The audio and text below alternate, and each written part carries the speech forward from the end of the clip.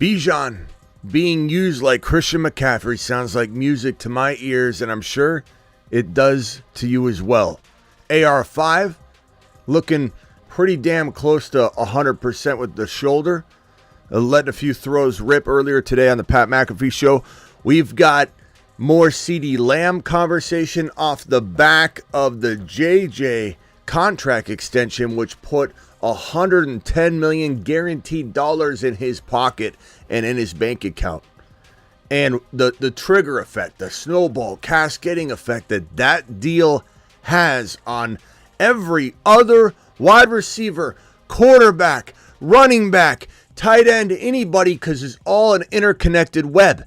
Whether you want to say these dumb statements like, Smitty, I'm just completely petrified. I'm a Peter. I'm petrified like Peter. And Smitty, JJ's deal doesn't have anything to do with Aiyuk's or Lamb's or Higgins. Tell me you don't know ball without telling me you don't know ball. Because it's absolutely connected, and you're out of pocket to think anything otherwise. I'm wearing my Bijan running back 1 shirt because Bijan's going to the moon. We've got other news on screen. We're talking about it all right now. The Fantasy Football Show begins now. File on in. Live from the FantasyFootballShow.com studios. It's the Fantasy Football Show. Live! Monday through Friday, 8 p.m. Eastern. Smitty is also live whenever news breaks. From the FantasyFootballShow.com news desk, here is your breaking news. Boy, we've got a lot to discuss. I got Salty Chopper in the building. Blind Larry hasn't been here in ages. Appreciate you guys being in here. Blackbeard first in the building. OEG, Travis, Realist, appreciate everybody filing on in. And for my Marsman, Moonman, stay tuned because I got a little celebratory board I'm going to show of all the people in the Marsman, the Moonman, Salty Chopper, and Jack of all trades that won those leagues. We're going to get into that in a little bit. But right now, we're talking about Bijan Robinson. Right now, we're talking about a guy that was talking at the podium today and making people smile. Telling people essentially all he's going to do is score touchdowns in 2024. Hi, my name is Bijan Robinson. I like long walks on the beach. And, well, I also like scoring. Okay, maybe that wasn't the exact footage of him at the podium, but on the podium today, he said that he believes, he doesn't believe, he said he is going to be used like, well, Christian McCaffrey down in San Francisco. That he's going to be a running back this year, finally be an RB, finally be the kind of guy that can probably punch in 15-plus touchdowns in 2024. And you can do this. You can do this all day long. Smitty, don't wait, he's going to get this many touchdowns. Falcons are the Falcons, Smitty. Or last year, how'd that work out last year? You can do this all you want. You could run that trap over and over and over. We don't care. We only enjoy that there's some doubters out there. To be frank with you, I don't know how he's sitting at running back 6 or 7 overall on Underdog Fantasy. Promo code Smitty will be drafting most likely tonight. So use that link I just dropped in the live chat. It's in the description of the video. You don't hit that link now, you won't get in time. So code Smitty, they'll give you 50% match on your first deposit, up to $250. Do it live, get ready, be ready so we can jump in. So you can see where Bijan Robinson's ADP is. Because you're going to be like, am I seeing that correct? Is that correct? That looks like he's going around 6 overall, Smitty. That can't be possibly anywhere near valid. How is he going 6 overall? This man's an absolute freaking monster. We interrupt this program to bring you a special message from the Bruce's mother. Get Bijan. We're talking about. Let me quickly switch uniforms here, just because we are in the middle of a Bijan Robinson conversation. We're talking about a Falcons team, ladies and gentlemen. Or Smitty, is he a bandwagon fan because he runs a fantasy football show and gets excited about other players and keeps his bias out of everything? Holy smokes, did you see him put on a Falcons hat? Good God, first of all, if you think you're in a Cardinals area or a Buffalo Bill environment, which are the two teams you'll see me excited most about, but this is not that. I am the most unbiased person when it comes to my fandom, as you'll find on the planet Earth. I haven't talked about the Cardinals for a while. I don't force feed Cardinal content down your throat. I don't have unrealistic expectations. I am real about everything. And this hat that I have on right now is a part of what we call actually, I might as well put both of these on at the same time, because what you're looking at, ladies and gentlemen, is the Smitty bunch. Look at this these two families colliding like glory to create the Smitty bunch. You've got Alice in the middle, who may or may not be the full-time starter all year long, because if he's not, Penix Jr. stepping in like a top 10 quarterback that he is, and every single one of you doubters and, oh, such a bad draft selection by the Atlanta Falcons. What a horrible use of resources to go get a top 10 quarterback on top of a top 10 quarterback and double stamp a single stamp is what you're doing. And if you truly believe that the Atlanta Falcons made a mistake, you're probably in the wrong place, I have to say.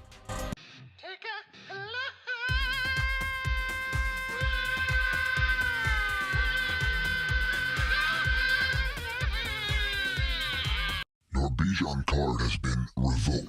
Any doubters of Bijan, speak up now or forever hold your peace. I'm taking away your Bijan cards in one fell swoop. Your Bijan card has been revoked. Because there's no way in hell this guy is going to allow you to come back in here and reclaim your Bijan card later. Bijan Robinson at the podium. I haven't even continued what I was trying to say. He says, I will be used as a running back. I will be used more like Christian McCaffrey down in San Francisco. Like they used Christian McCaffrey down in San Francisco. And what does that mean? That means that at number 6 and 7 overall, which is probably the dumbest ADP I've seen in a long time, other than Jahmyr Gibbs' 10, 11, 12, Kyron's, 20 to 27, Achan's 25 to 24, Jalen Hurts' 4th round value, Mahomes' 5th round value, or at least 4th round value. Those are some of the dumbest ADPs I've seen all offseason. And when I say dumb, I mean glory. I mean to Saturn, to the moon. I mean win your league. I mean Smitty You've just been Smitty approved.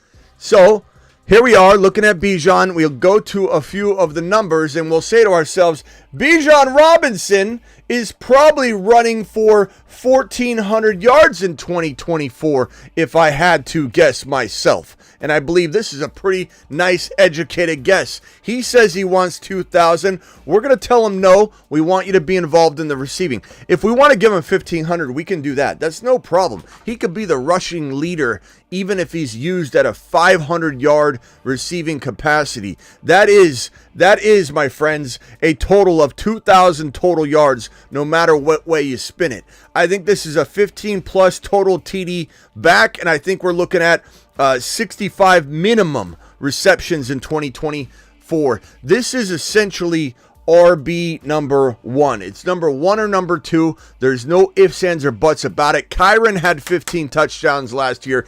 Kyron had less rushing yards and certainly less wide receiver numbers. But if you extrapolated Kyron's data out, you get a very similar player in that you'd have less yards here, about the same yards here, maybe a touch more touchdowns here. This is Kyron Williams on a 17-game stint. This is what I'm talking about. Bijan to the mother freaking Saturn. To Saturn. There's not much more we can say that we haven't said. The problem with this piece right here, And while we're here celebrating it, because it's confirming in our minds what we've been thinking, feeling, believing, spitting out there, preaching for well over a year now, and we're finally seeing it come to fruition, and we know we're going to see it. We know if this man's healthy, if he has a nice and healthy season, he's going not to the moon, he's going to Saturn. We know that, okay? We know that for a fact. The problem is that as we sit here and celebrate this, is we want to see validation, as we want to see more evidence to prove to the people that have been doubting us and the people that continue to doubt Bijan because he's going 6 and 7 overall in a startup draft. Don't tell me no one's doubting him. He's going at 6 and 7 overall. He should be going 1, 2, or 3 overall, but he's not. Don't take him there. You don't need to. Take him where you can get away with having him be a win-a-league player for you. Oh, did Smitty just say he wins a league in the first round? Did Smitty just say someone's sleeping on someone in the first round? There can be sleepers in round 1. There can be sleepers in round 2. Let me blow your mind, Bob. Jalen Hurts is a sleeper this year. Oh my God, did Smitty just say sleeper with a big-name player who's everybody... Hey, Bob, come take a look at this. Smitty called Hurts a sleeper, and he's a big-name player. Let me tell you something. I've been talking about sleepers, breakouts, and bold predictions while about 80% of you were sharding in your diapers if you weren't negative years old. This is 23, 20, I don't even know how many years I've been doing this. And I've been dropping the bold predictions, the sleeper commentary. No one even did bold predictions 23 years ago. It was considered crazy. Out of pocket. We're talking 20-something years ago. A very different time frame. People were scared to go out on a limb. That's where I kind of made my bones. That's where your boy came in and said bold predictions. To the moon. To the moon. To Saturn. Smitty approved. Everybody copying everything we do. They are. You see it everywhere. Everybody's copying everything they do because they have no creativity. Your boy's been here dropping these bombs for a long time, okay? And I'm here to tell you that there's no bigger feeling I get. I forget where I was even going on this tangent. There's no bigger breakout than Bijan Robinson. Oh, sleepers. I've been saying big name sleeper, first round sleeper, second round sleeper, mid round sleeper, late round sleeper, unknown sleeper, obvious sleeper, not so obvious sleeper. All you have to do is have a descriptive word, an adjective attached to the word sleeper, and you can say whatever you want. This whole notion that you can't be a sleeper in round 2 is idiotic. This whole idea and concept of that there's no sleeper inside the top 10, are you out of your mind? It's called a big name sleeper. And Jahmyr Gibbs and Bijan and Breece Hall are sleeping in round 1. People are sleeping on them. Bijan's going right about here. Hall is going right about here. Gibbs is going right about here.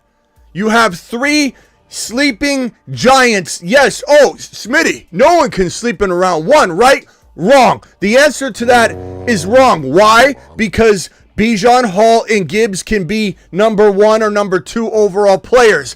This is climbing more than half of the round. This is doubling their ADP. Yes, we're talking about a small frame of round here in draft capital, but it's like running a 40-yard dash and saying half a second isn't a lot of time. Half a second in a mile when you get down to round 7 is nothing. Half a second in a mile run is nothing. Half a second in a 40-yard dash is everything. And this is like that. Having Bijan, Hall, and Gibbs fall to the bottom of round 1 wins you a league. You don't have to believe it. You can shake your head and say, I don't know what I'm hearing. This is so confusing. I'm so used to calm Caleb and Excel sheet Eric just boring me to death over here telling me that, sleeper, according to everybody else, is an unknown player, can't be someone anybody sees coming, and that's just the end of it. I'll define it however the hell I want, and Bijan's being slept on, and it's inexcusable, and I don't know that we see it anymore.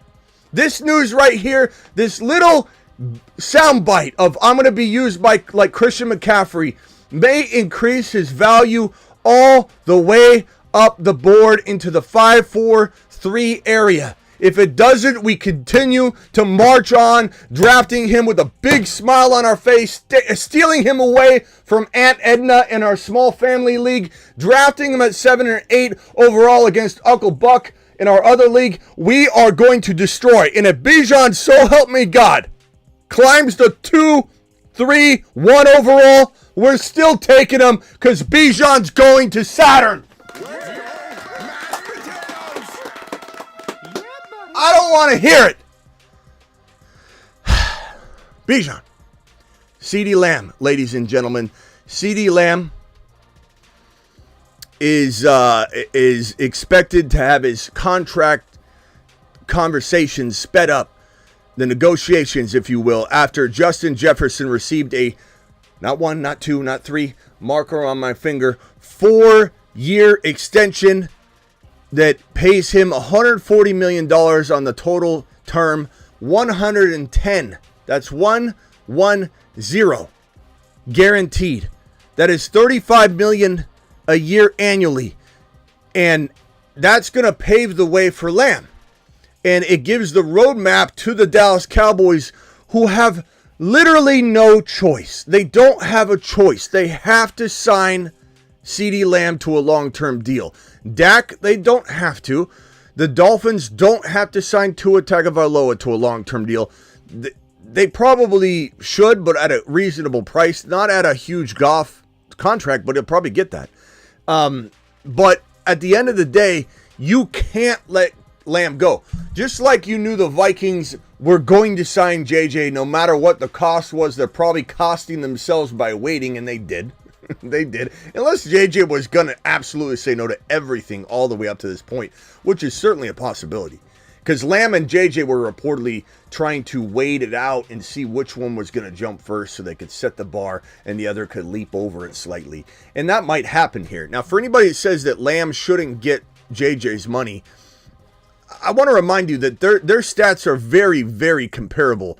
I'm not suggesting that in a equal environment that I wouldn't potentially have JJ over Lamb. I'm not necessarily saying that, but this little comparison right here by, who is this? Schefter, it gives you a sense of what is reality in terms of production and not so much what do you feel when you watch the player physicality-wise. Like, do you feel JJ slightly more talented, has a bigger toolbox of skills than Lamb? And I don't think that one can say that with a freaking, hardcore yes, without a hesitation.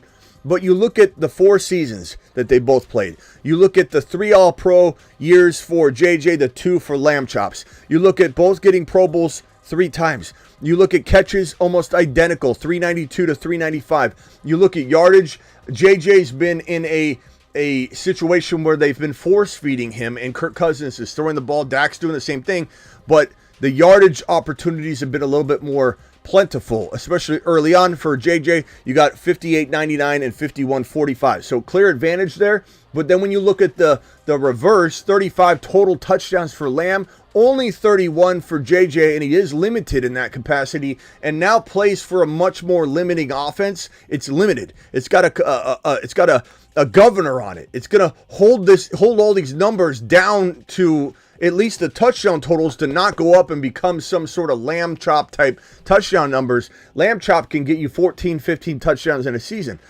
With JJ McCarthy, I don't know that JJ, until he gets a new quarterback or JJ McCarthy proves me to be an idiot on the evaluation of JJ McCarthy. One of those two things has to happen, or I believe JJ will never be a consistent 13 or higher, 12 or higher touchdown producer. He's going to be 8, 9, 7, 12, 9, 13, 8.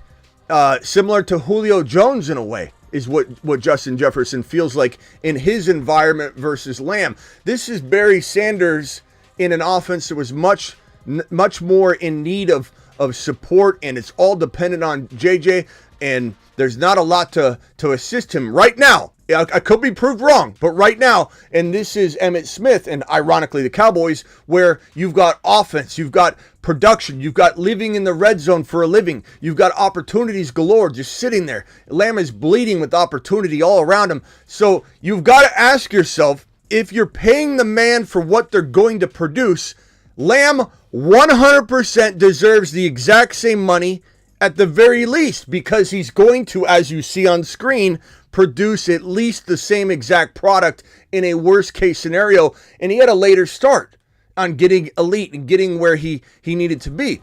This is a monster in the making in Lamb, already on the scene. He's going 1-2 overall in fantasy football drafts, but he is easily arguably the number one overall wide receiver from a payment perspective and a product on the field perspective. Now, you could say, Smitty, what happens if the Dallas Cowboys sign Lamb, don't extend Dak, Dak blows up, and then goes and tests the market because he has a no franchise tag clause next year, so he's gone. If they don't ink him to an extension, and they could do it later, then Dak Prescott is gone, because he's not going to go back to a team that didn't believe in him. He's going to get wined and dined by the Las Vegas Raiders, who have Bowers, and maybe Adams still looks attractive at this point, or they're going to use draft capital to get a wide receiver or make some sort of big trade. Look at all the possibilities of players that could still get traded next year. Maybe Debo and Aiyuk don't end up getting traded this offseason, and it's still a possibility regardless of what Shanahan and Lynch say, or any Niner fan. And you might be able to see Debo get moved over to the Raiders or something like that, and then you get Dak to go that way. Dak is going to go where he wants to go if he makes it out of 2024 playing well, healthy, and doesn't have a contract. He's going to say, you can kiss my rear end, I'm out of here because you don't believe in me. Look what I just did for you. So they need Dak Prescott inked. If Dak isn't inked, guess who's in the same boat as JJ 1 calendar year from today, where the talent's there. He's de facto top 5 wide receiver material, but he no longer can command wide receiver 1 fantasy value because there's no quarterback in place. I do believe that Lamb is going to not only get his extension, but Dak will also get extended. I believe Lamb is going to have that kind of pressure on the Dallas Cowboys in inking his contract, because he's no dummy. He's not going to sit there and go, okay, what are our plans for Dak? And then if it's okay if you don't want to sign him, I'll sign my long-term deal. You know, especially if incentives are involved. Yeah, I don't care who's my quarterback. He's not doing that. I truly believe, as much as Jerry's made us feel like he's not going to sign Dak, he will. He won't. He won't. He will. I believe he will. At the end of the day. At the end of the day. So, Lamb chops, maybe gets his deal before Dak. Dak extending does free up a bunch of money to some degree, but now we're past June 1. Anything can happen. Money's freed up. That's a whole different accounting landscape now. It was a more beneficial to extend Dak early to get Lamb chops inked early, but after June 1, there's all kinds of opportunities and different things that could unveil. So Lamb could get his deal before Dak, and maybe that ends up making Dak, sign his deal because Lamb chops got his deal. Parsons probably odd man out right now, but we'll have to play that by ear. So we got Bijan, we got Lamb chops, we got JJ signing his $110 million guaranteed deal, which is absolutely phenomenal and good to see. He deserves it, but he doesn't have the quarterback support, in my opinion, to get what we want out of him right away. We'll have to play that by ear as well. Some people believe, some people don't. Lamb chops, again,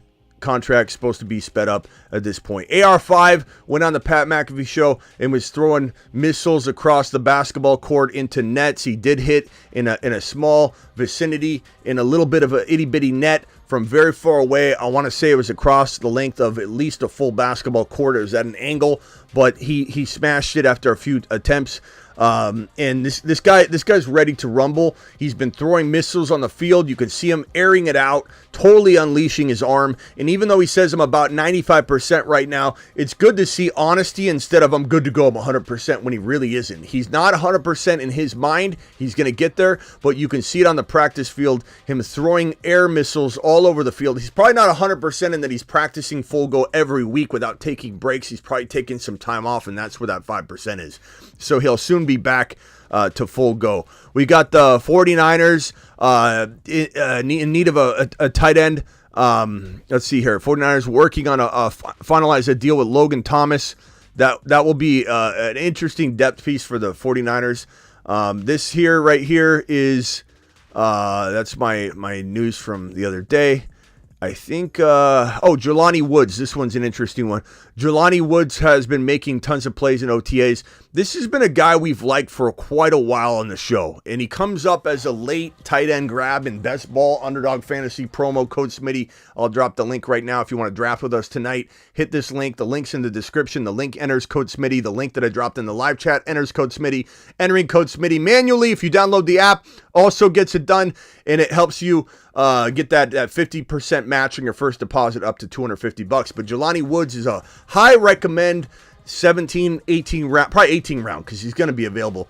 18 round tight end 3 if you want to go triple tight ends, which you should do in Underdog Fantasy promo code Smitty Best Ball. Why should you go 3 tight ends? Well, the data supports it to be a pretty solid way to get that production all year long and not get hit with injuries as well as bye weeks, and to have that variation of 3 guys to maybe get you that higher point total on a very low scoring position.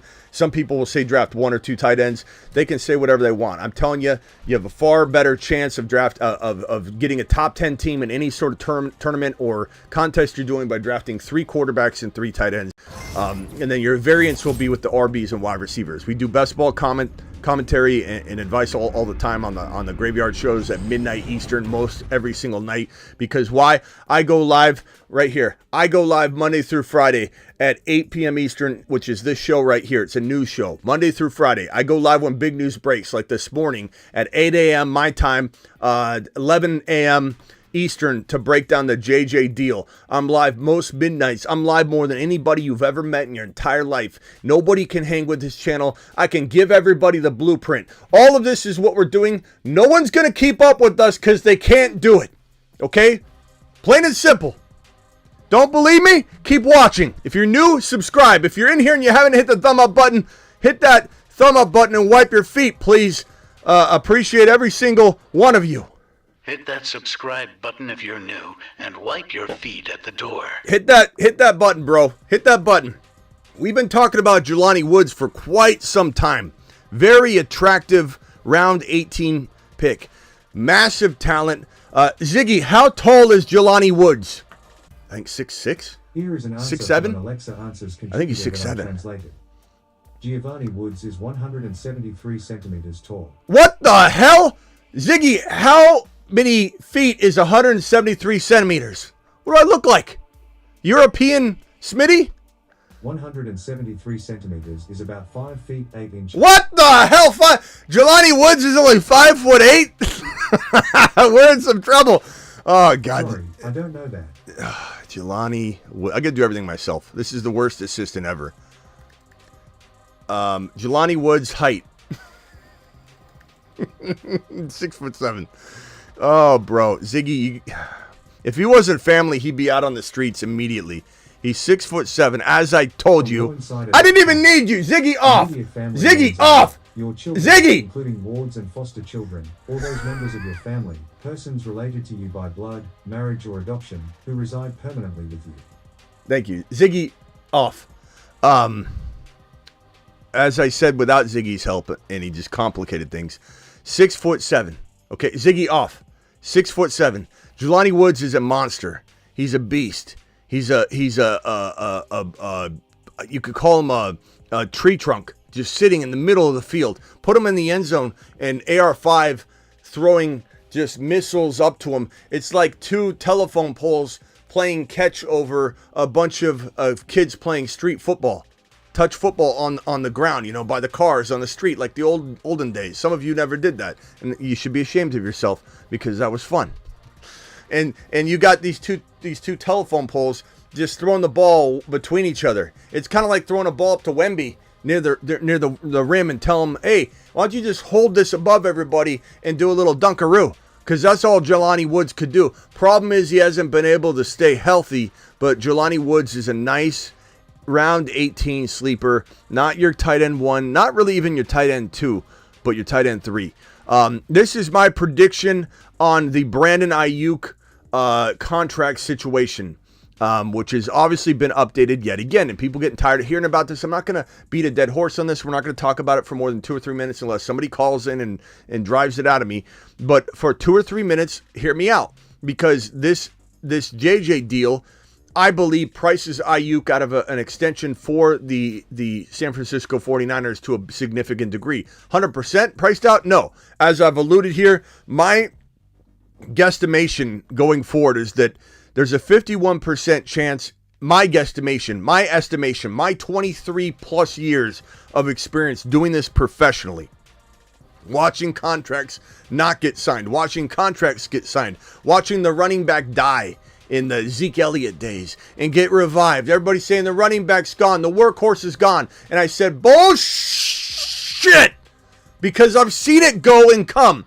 A lot of you haven't seen the cycle. I have, trust me. Everything is a cycle. The housing market's a cycle. Interest rates are a cycle. When the housing market crashed, everyone said houses will never return to cycle. Everything's a cycle in life. If you're a younger person, you're 20 years old, you're 25 years old, listen to this advice. I promise you it will carry you. Be bold, be brave. Don't hold back. Don't not take chances. I'm not saying that, but in life, bank on, if you're worried about, oh, this will never happen again, I got to strike and overpay here, I got to do this, I got to do that. Everything's a cycle. Your opportunities will come back to you. This is the case with anything.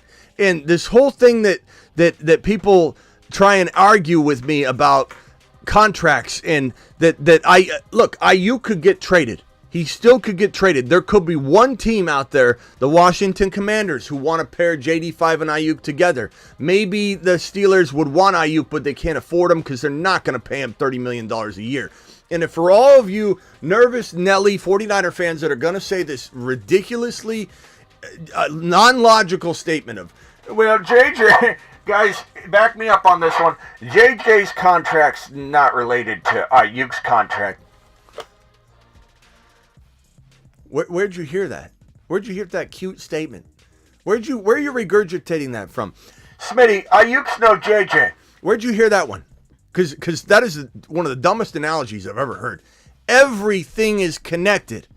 The guaranteed money floor for a top 5 to 10 wide receiver used to be $45 to $53 million when we're talking Ridley's contract months ago.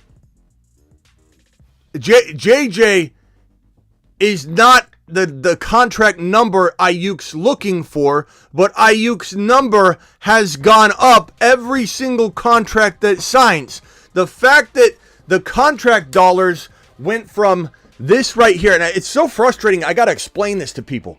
They just don't know what they're talking about. All right, JJ and Aiyuk, like, no offense to whoever this is. I'm sorry, but LOL, JJ is on another level. Chris, I don't know if you're saying this. You're embarrassing yourself if you are referring to what we just talked about. We know. Thank you, Chris. Cool story. We know that. JJ is getting $110 million. Okay? Back before Ridley signed, it was 50. That was the guaranteed money amount. Then it climbed up. It's 77 to 70. I would say like 73 to 77 is now the mid-range wide receiver 6, 7, 8. Okay? That's where the mid-range wide receiver 6, 7, 8. That's where you're going to find that guaranteed money, or where you would have found it, or you would have found it maybe slightly below this amount. Maybe this is more like wide receiver 4 and 5, 3, 4, 5, 73, 77. Waddle's getting $76 million guaranteed. You're getting $77 million guaranteed to St. Brown. St. Brown's deal is right here. St. Brown signed a whopping $30 million deal, which is absolutely glorious for him, but it did kind of tweak the whole market quite a bit. Where's my St. Brown deal? Here it is. St. Brown signed a $30 million average annually. His total amount to $120 million. His total guaranteed is $77 million.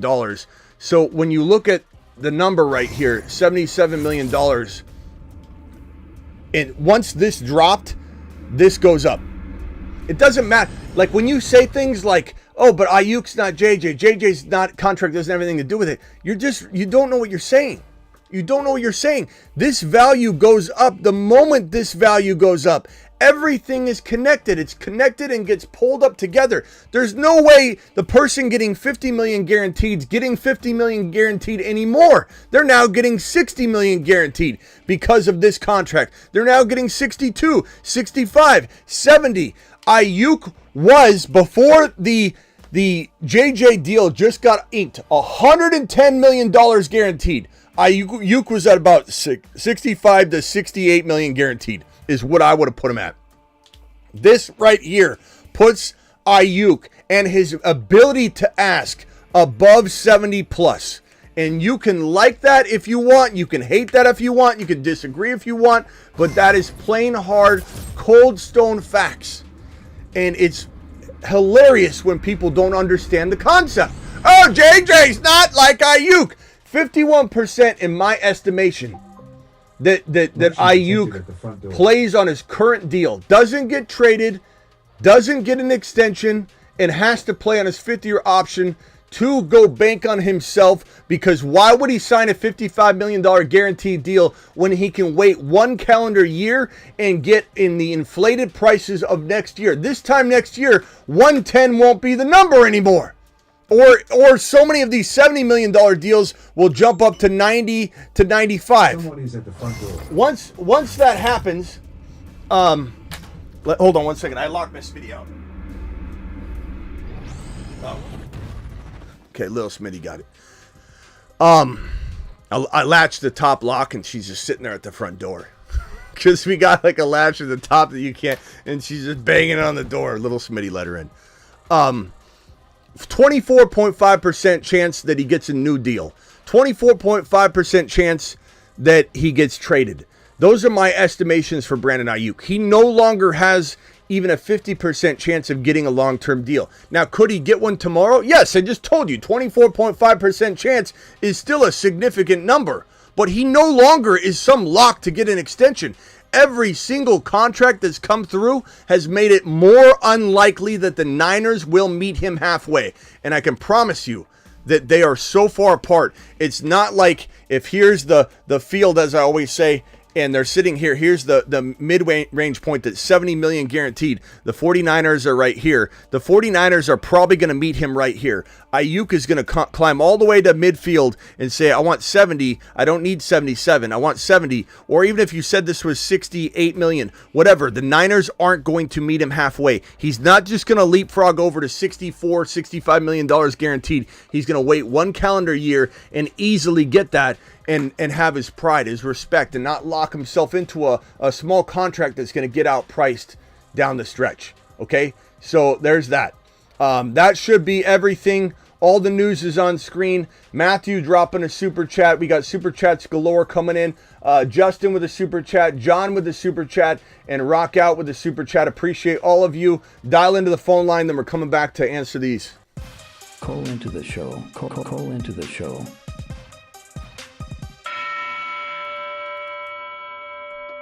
Dial into the Grindhouse phone lines. The phone lines are open. Sorry, not the Grindhouse. The Grindhouse changed their name to the Attic.shop. They're still selling some Grindhouse apparel, but it is now the Attic.shop. Go check it out. Let's hit these super chats and do it live. We got Juicebox coming in with the super chat. Again, thank you, John, Rock Out, Justin, and Matthew for dropping your supers. And anybody else that has a super chat, drop it, and we will answer it in the order in which they're received. John says, do you think Roman Wilson is worth drafting? Absolutely worth drafting. Do I think I would even come close to starting him as like a wide receiver 3 anytime soon? No. So he's a wide receiver 5. But that could climb. He could be a wide receiver 5 that climbs into a wide receiver 3-4. But remember that Pickens is there. Injury could happen, though. Pickens could fall apart and have a meltdown because he's sharing the role, and maybe he kind of has that Kadarius Toney or breakout. You know, he's going to maybe be one or the other. We love Pickens. We love his skill set, but he does feel like he's got a little bit of that extra diva that could be his demise or be something that's going to help him, an additive, if you will. Rock Out. Smitty could give you the blueprint for 100 days straight, and these fantasy guys and probably one or none will take it in. Appreciate you, Rock Out. People are trying. People are stealing everything left and right. Smitty, I took over an orphan team. Dynasty Superflex start 10. Traded my 1.5 for Waddle. Thoughts? 1.5 for Waddle. I don't hate that. I think that's okay.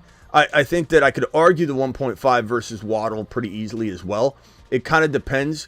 I think in Superflex, I probably would say I want the 1.5 because you're going to say Caleb's going to go. I'm not taking him, but someone's going to take Caleb in the top 2 or 3. JD5's definitely going in the top 2 or 3. So you're essentially guaranteeing yourself one of the big 3 wide receivers, or if you want some injury happens or Jonathan Brooks starts looking absolutely unreal, and you want to, and everyone's like, holy crap, this guy's actually not a top 10 running back. He's a top 5 to 10 running back. Like if something happens, you have some good flexibility to have that ability to maneuver and get the running back if you want. But I would say I'd rather probably have a Dunze or Neighbors, and those would be the 2 players that will fall. And you still have an idea, a shot at getting Penix Jr. if it's a super flex and you need that quarterback position. And if JD5 were to fall to 1.5, which he shouldn't, he probably won't. You're playing in an absolute brainless league if JD5 falls there. That would be unreal. But I also think you could trade up potentially that 1.5 up to get maybe the 1.3 to get JD5 or something. So trading my 1.5 for Waddle. I wouldn't have done it. I'm going to Smitty disapprove it, Juicebox, but I don't hate it. It's not horrible.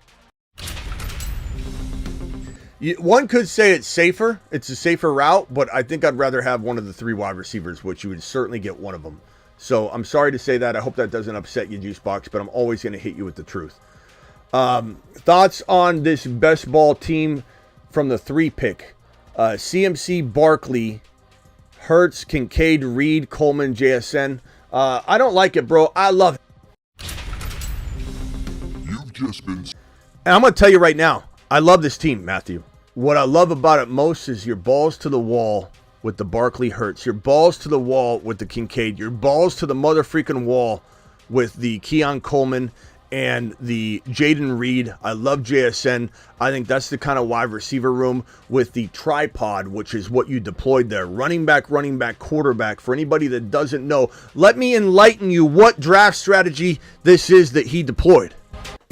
The tripod, likened to pyramids in ancient Egypt, consists of drafting one of Allen, Mahomes, or Hurts to go with one of these round 1 running backs and one of these running backs in round 2. The tripod. Love the tripod deployment there, pal.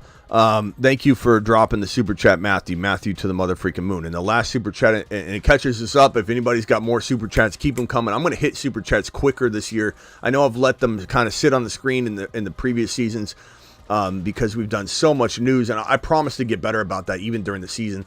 Love that I was able to catch you live, brother.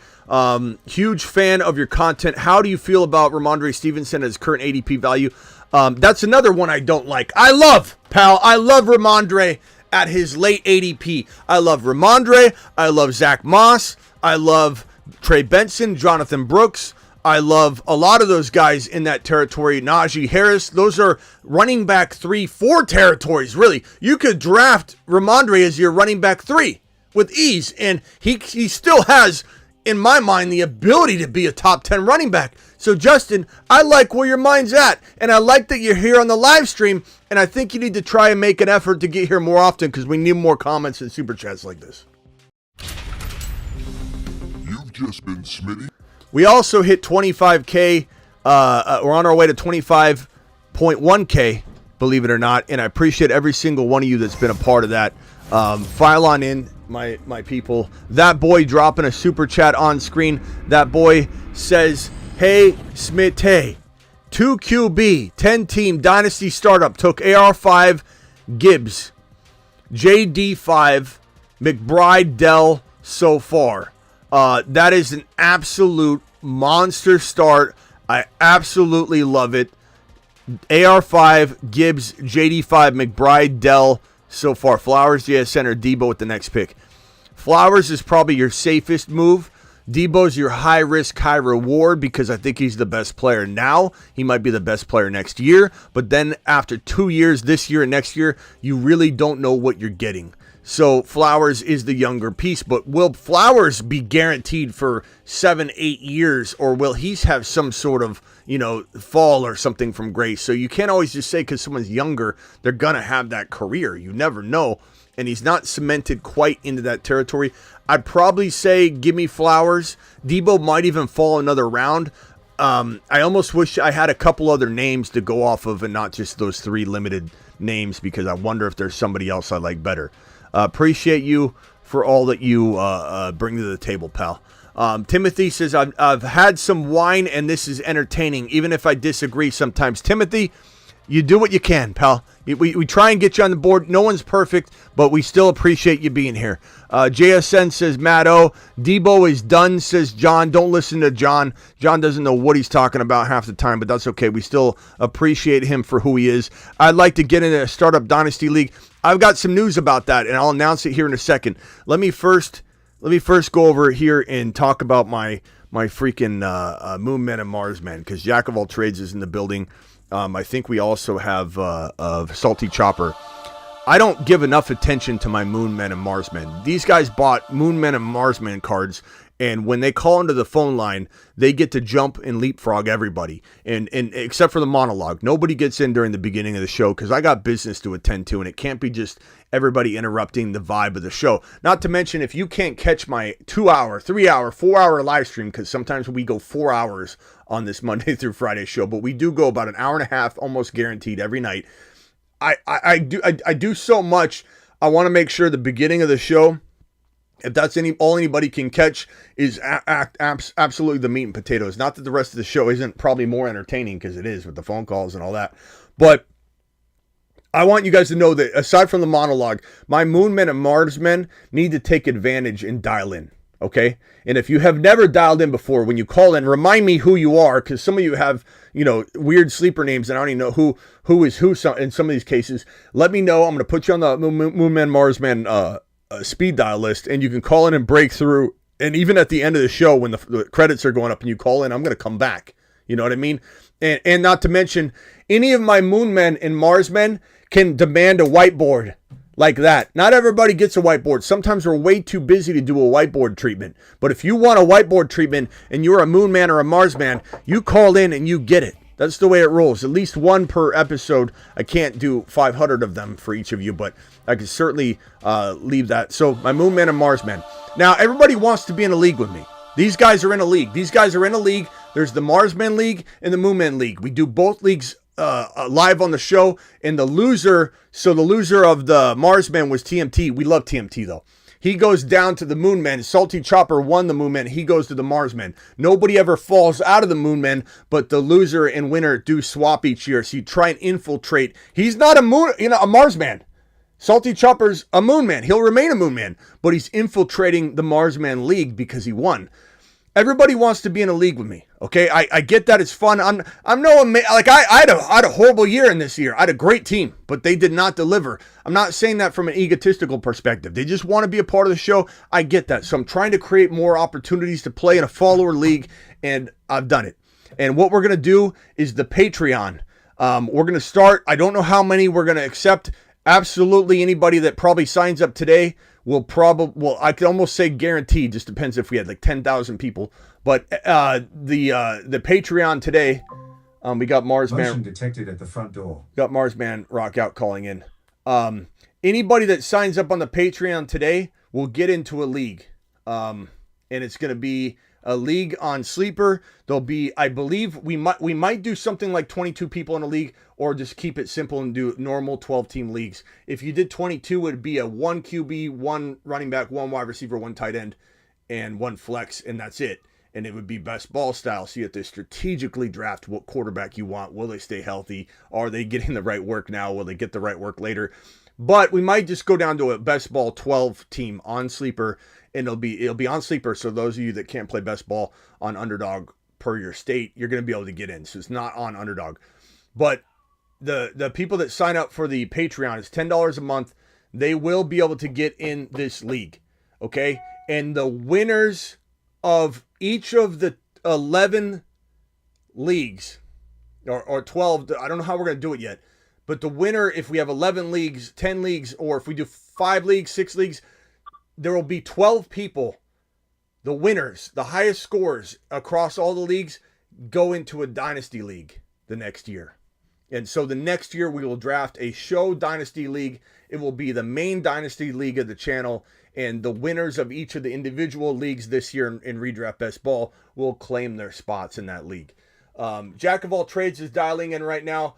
Marsman extraordinaire. Marsman Rockout was ahead of Jack of all trades, Marsman. So Rockout, you were live, and then I go over to Marsman, Jack of all trades. What's up, Marsman Rockout? You can go to Jack first. Okay, Jack of all trades, you're live, my guy.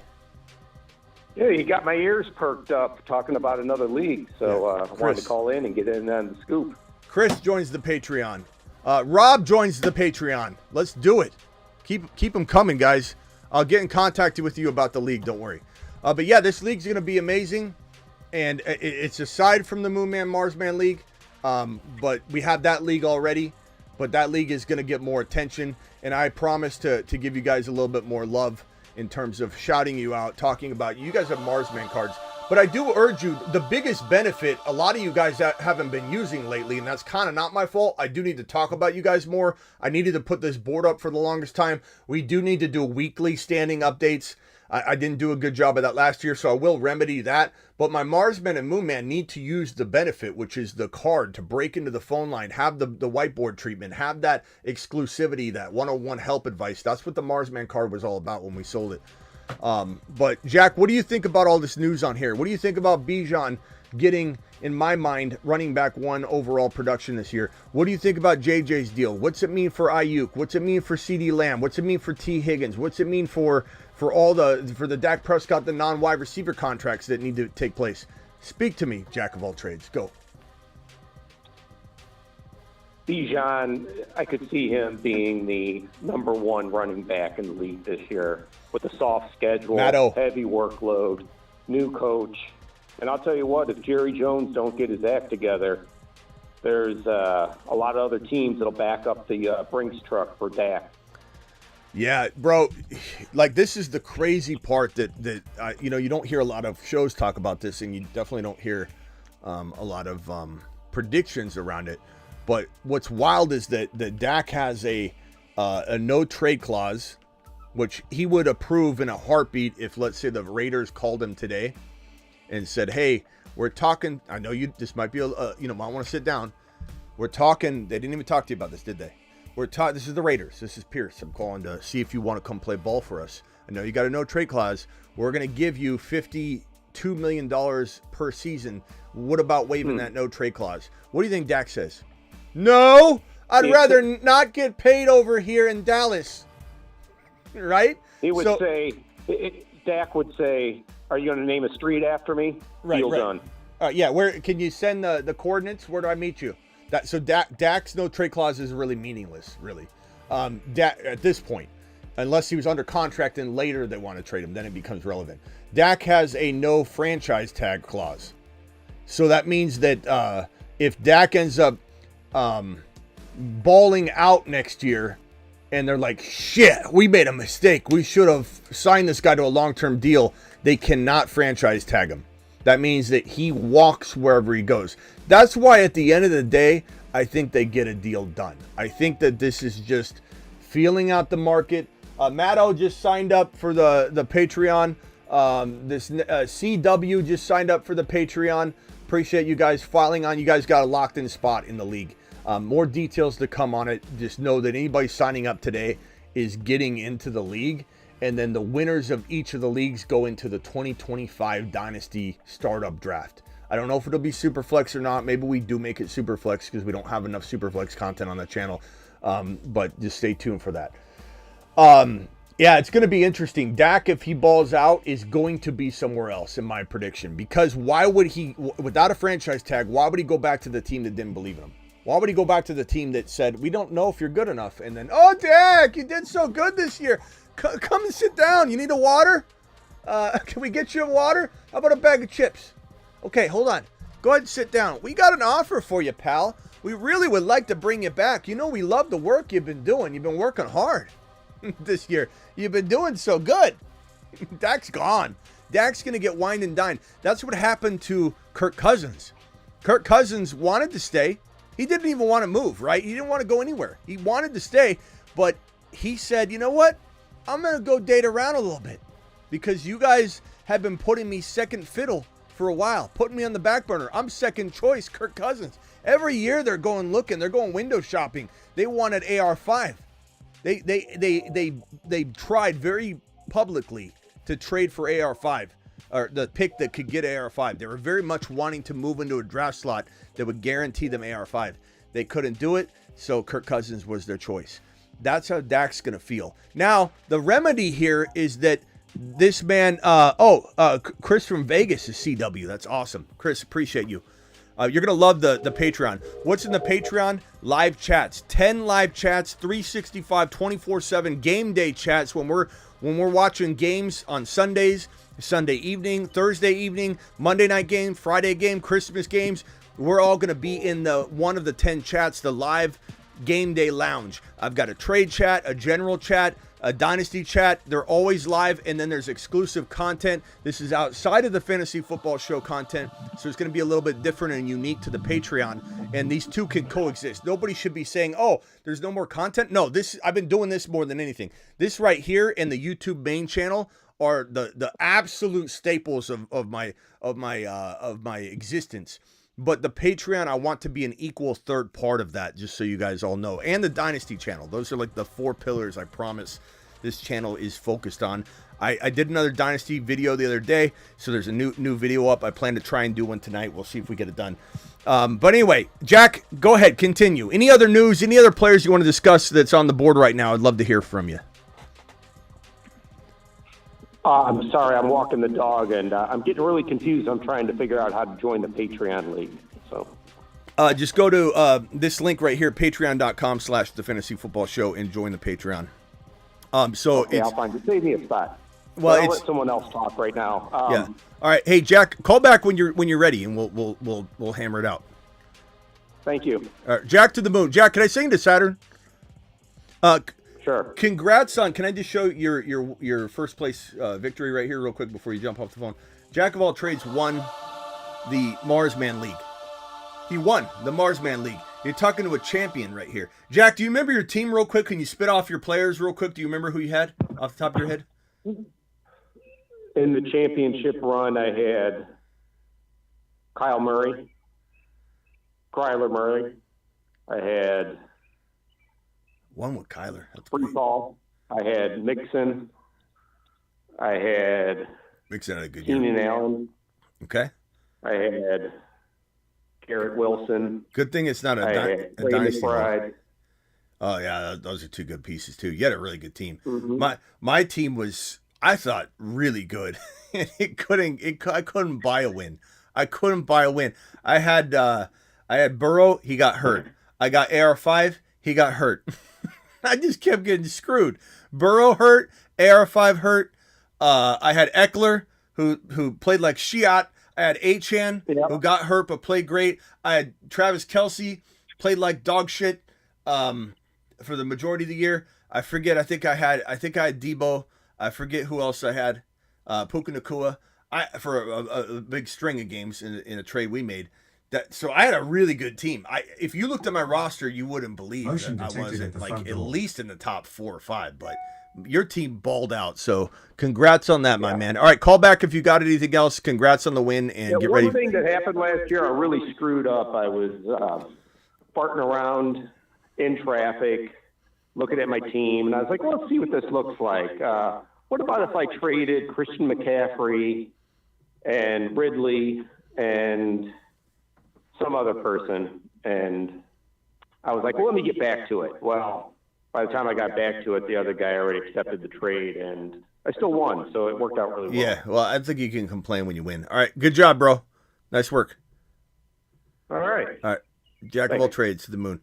Rock out. What do you think about all this news, my guy? Well, first of all, I think Bijan's going to the moon, Saturn, yes, he is. To the universe.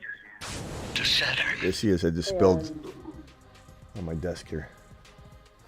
Go ahead. And Do you think JJ's draft pop's gonna change? I missed the beginning. Okay. Good question. We did answer this on the other show, but I have no problem. The shows are long, so I don't have. I don't expect people to watch every waking hour, every waking minute of every show. But we did cover this, and in a nutshell, essentially, what I think is going to happen is that there might be a slight spike in his value just because he's in the news. You might see, people value him just a slight, smidge higher just because, he's on top of mind. But at the end of the day, the reaction to his ADP coming off the back of the drafting of JJ McCarthy didn't change. Like, he was going before he had a quarterback whatsoever. Here's round 1. JJ was going right at about 6. So Justin Jefferson right here at about 1.6-ish, give or take the ADP data you're looking at. And McCarthy moved at 0. He didn't even move. If anything, I've seen him drop 1 or 2 spots on occasion to go at this 1.7. I've seen him go at 1.8, which I never really saw earlier. So I think the fact that he's now married, and this contract almost marries him further into it, right? Because now there's no trade possibility. There's kind of like maybe a small thought in someone's mind that maybe he goes somewhere. I don't, but now that he's locked in and JJ McCarthy's locked in, and I know Sick Nasty loves JJ. I know a few of you like JJ, and I get that. But at the end of the day, until we're proven that he is the guy, until we see JJ McCarthy deliver, until we see him be able to keep up with the production levels that Kirk Cousins dropped, which I think is an almost impossible task, we don't know that we'll ever see the JJ we once saw, because the volume needs to be there to feed all of those pieces. And I don't think that he can survive at the same level without that Kirk Cousins gunslinging ability.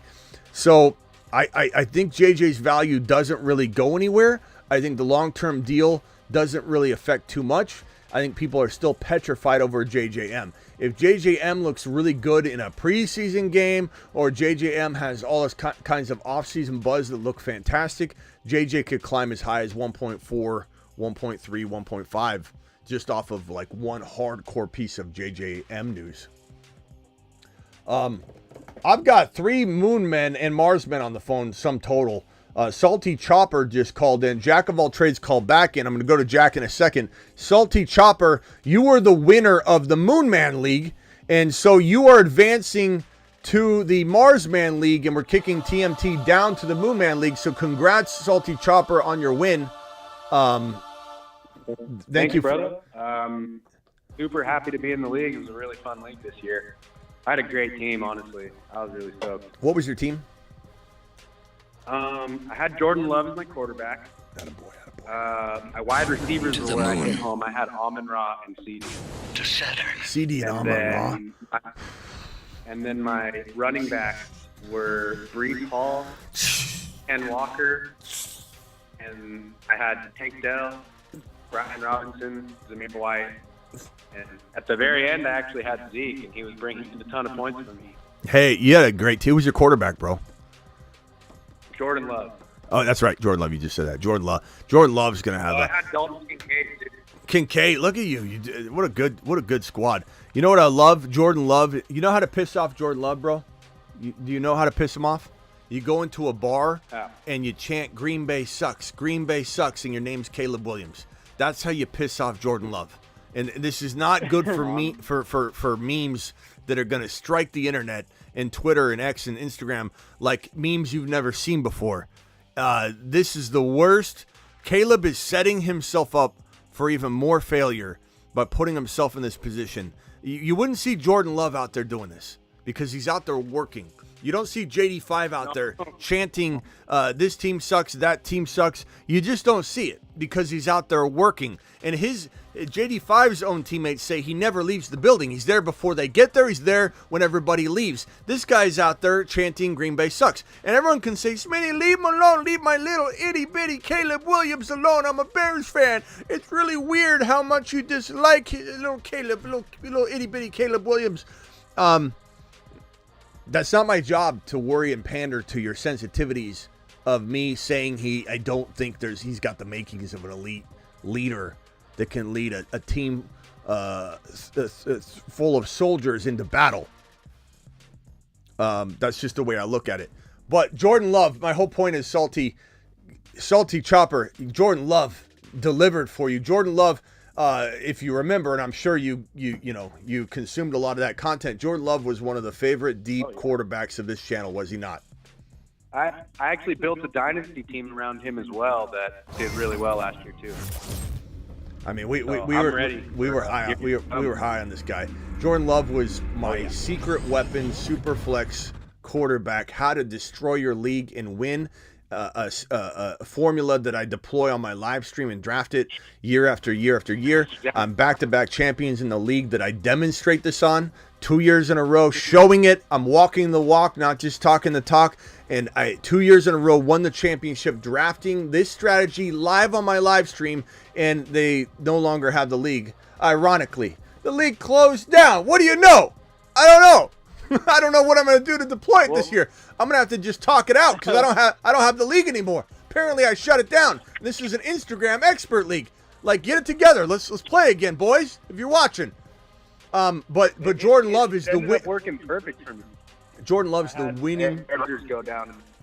Yeah, Jordan Love's the winning QB2 from last year. You know who my secret sauce recipe is for QB2 this year? Well, JD5 is the first stab at it. But then this Cousins Penix Jr. stack is fantastic in redraft. In Dynasty, it becomes complicated because you got to draft Penix Jr. maybe before Cousins, and it could get messy. But Penix Jr. and Cousins together as your QB2 is the QB you can get late, kind of like Cousins or kind of like Love last year, but it's even more secure. And then my other kind of dart throw is that mother freaking Justin Fields QB snag that you could, if you wanted to risk the biscuit and go no other I mean, you're going to try and scoop up other quarterbacks like Penix Jr., stand alone later. But if you want to actually say for the first handful of weeks, maybe 5 weeks, maybe 6 weeks, maybe 10 weeks, I'm going to draft no second quarterback early, take Justin Fields and a plethora of other players. Maybe you get lucky and Bryce Young falls to you too, and you have that as well. But your plan is that Fields will jump into your QB spot too, and you're going to be able to have a stacked wide receiver, running back, and tight end room that you wouldn't have if you went early quarterback. So Fields or Cousins, Penix Jr., look for that Superflex video to drop very, very, very soon. All right, hold on, Salty Chopper. Let me go over to Jack of All Trades. Jack of All Trades, what can I do for you again, pal? You called in, so something must have been on your mind. Oh, I wanted to talk about Jaden Daniels. Hit it. How many yards did he rush last year in college? 1134, I believe. Holy smokes! So say if he could get 950 in the NFL, and realistically 24 touchdowns. It's all up here, bro. It's all up here. 1134 is exactly right. Like I said, 1134, 10 touchdowns. But you know what the crazy part is, and I'll answer that question in a second. Jaden Daniels, not only is he the best pocket passer in the entire draft class, proven by all the data. Golden. I don't know what I could tell, how I can tell people over and over and over, and they don't hear me. They're like, hey, he's not the best pocket. It's right in front of your face. It's right in front of your face. I made this slide here so I could stop yelling at people, but all I do is yell more the more I pull it up. First in touchdown passes inside the pocket in FBS 2023. He threw for 40 touchdowns, Jack of all trades. He threw for 40 touchdowns, all while running for 11, 34, and 10. You know what happens to quarterbacks that run for 11, 34, and 10 on the ground? They don't have time or the stats to even remotely come close to 3,840. He had some of the best passing numbers while spending all this time and taking away all the opportunities to have more rushing the ball. How do you have 11, 34, and 10 and still have 3,800 yards and 40 touchdowns? All while having 4 INTs. That's it. 4 interceptions. First in FBS in 2023 in yards per attempt. This is the best pocket passer out of the draft class. There's no argument. Anybody saying different is not reading. They're literally maybe you're listening on the Spotify pod that I have up of this show. And that's fine. I can't blame you because you aren't watching, but why don't you pull up the screen and look at it? because JD5 is going to absolutely destroy everyone's low expectation. This is going to be a better version of Lamar within 1 calendar year. He'll run better than Lamar. He'll pass better than Lamar. He'll lead better than Lamar. And he's going to have a better team. And this Washington Commander football team are going to be exciting. They're going to be the new Houston Texans, the new Detroit Lions. Mark my words, they're the new Bengals. I got laughed at on every single count of those. The Bengals, they're the Bengals. Watch, they'll turn it around. Made the Super Bowl that very year. I had Coach Hugh Jackson, former Browns coach, come on and ridicule my take when I said, watch out for the Bengals. They could be the best team in their division. He said, they're the 3rd team in their division. Drafting Jamar Chase, that's a tall order for this to work out. Super Bowl appearance right away. Houston Texans, we predicted that coming from a mile away. The Detroit Lions, this Washington Commander team is ready to rumble. You can make fun of it all you want. And Jaden Daniels, what was your question, Jack? I'm sorry. Hey, I got a statement. He has straight lava running through his veins. Straight. He bleeds in the field. This hole goes straight down to the grass. Look, I just called back to listen. Yeah, as far as like what could he do on the ground as a rookie? 658. Like you could have 650 rushing yards and 8 touchdowns as a rookie. Wouldn't shock me at all. Wouldn't shock me if he had more than that. I just think that that's a safe expectation. Maybe even 657 is a good expectation. This is a guy that not only is going to win Rookie of the Year, but this is a quarterback that people will have very uncomfortable, pissing people off conversations. Not, listen to the words coming out of my mouth. Not saying he'll win the league MVP, the NFL MVP. Not saying he'll even be at the end of it all, said and done, a top 3 consideration. I'm just saying, like Brock Purdy was brought up to make a lot of people uncomfortable. Brock Purdy, MVP, Brock. He wasn't there at the end of the day, right? But I do believe Jaden Daniels will be brought up in that same fashion Brock Purdy was, to be a conversation piece by talking heads, but you're hearing from it here first. He's going to look so remarkably advanced. People that doubt him are going to go running. They're going to go running. They're going to hide. They're not going to show their face. Marvin Harrison Jr. and JD5 are like 2 or 3 year veterans coming into the league. That's how well they're going to play. All right. Hey, that team has a lot of weapons. And they don't have a good defense. So they're going to be throwing the ball, scoring points like crazy to stay in the game. All right. Hey, Jack, put yourself on mute if you want to listen on the phone line, if that's what your intention was. Marsman, rock out. You got anything else you want to add? Phone line's open if anybody wants to dial in. Oh, we didn't talk about CMC. I got CMC down here in the news piece. Rock out. This is we don't know what's going on with CMC. Let me just say that right from the jump. We might hear tomorrow that he's actually, fine. Everything's good. Guys, showing up.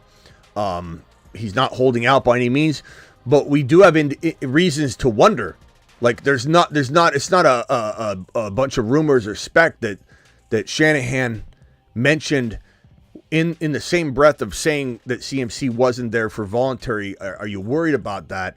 And his response was, and his response was this for McCaffrey and other players, that we'll see when voluntary becomes mandatory, whether we're concerned.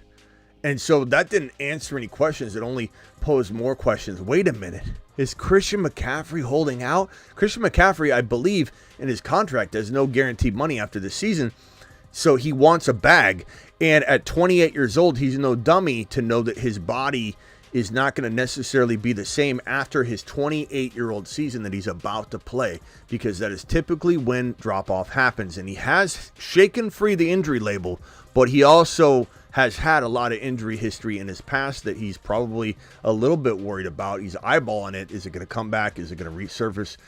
And you absolutely need to worry about Christian McCaffrey finishing the year and playing the entire season and walking into 2025 at the age of 29 at the same level.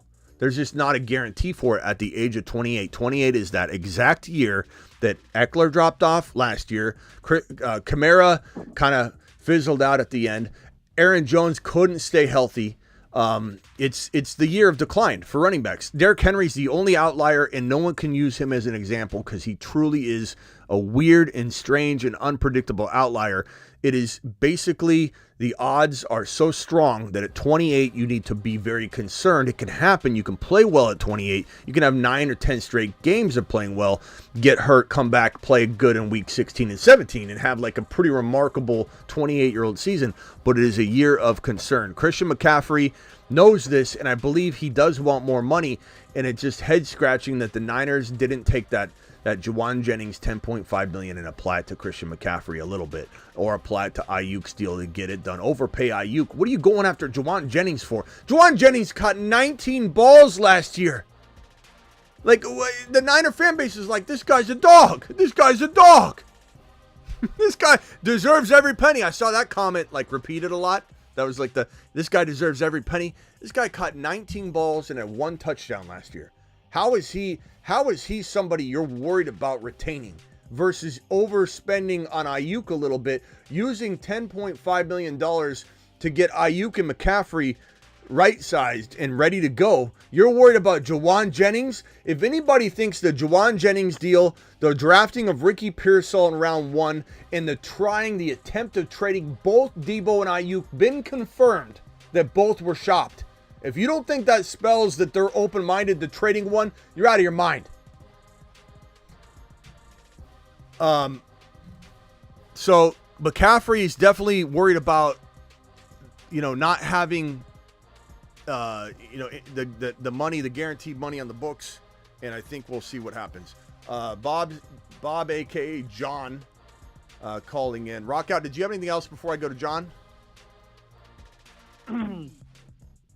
Yeah, is there any leagues that you stack up your skill positions and try to take like JD5 and Love? JD5 and Love, and stack them? What do you mean? As far as stack up your skill positions and then take like Love and JD5 late. Yeah. I mean, in redraft, I think you can get JD5 late right now. I don't know that you'll be able to get him later. And just a preface on Christian McCaffrey's contract. Again, after next year, there's no more guaranteed money on his deal. So, if I worded that wrong, I'm sorry. But so he has this $14.3 million cap hit in 2025. He's got the dead cap of 6.4. If, let's say, Christian McCaffrey got massively banged up, this team would very much consider, I know everyone thinks that they wouldn't, like things change so quickly and it's a business, but they would potentially have the ability to move on from him if they wanted to.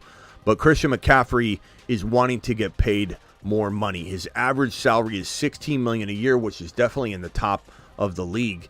But he wants more money, and now's the time to strike. There's no time to strike for him other than right now. He could either sit on this and go, never mind, I'm fine.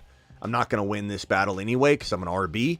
Or he could go after it now. There's no waiting. There's no, I'll do this next year. He either needs to do it or it's not going to happen. So there is a shot that McCaffrey is going to hold out.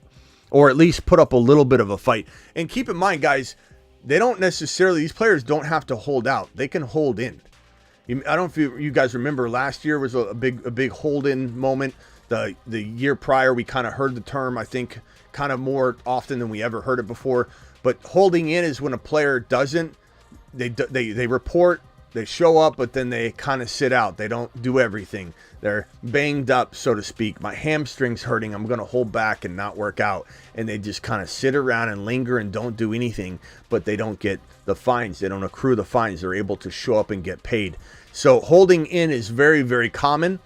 Players like to hold out for the impact and drama of it to really shock the team and shock the system and get people moving. But once the time comes to lose money, these players are 9 times out of 10 going to show up and hold in.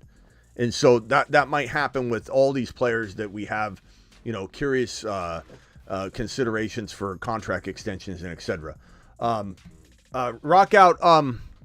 I guess I would say like JD5 is a fantastic quarterback too. I just don't know that a month from now you're going to get him that cheap anymore. I don't know. I think like JD5, JD5 was going, I want to say, jack of all trades. You drafted him in the Marsman League, but you took him a little early, right?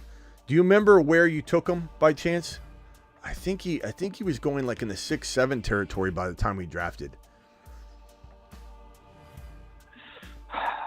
I want to say it was the 8th round. Okay, so this is where AR5 was going, and we drafted our team a little early. I believe by the time we got near late August, does anybody remember this correctly? I think JD5 was going like in the 6-7. I'm sorry, AR5. I think he climbed that high.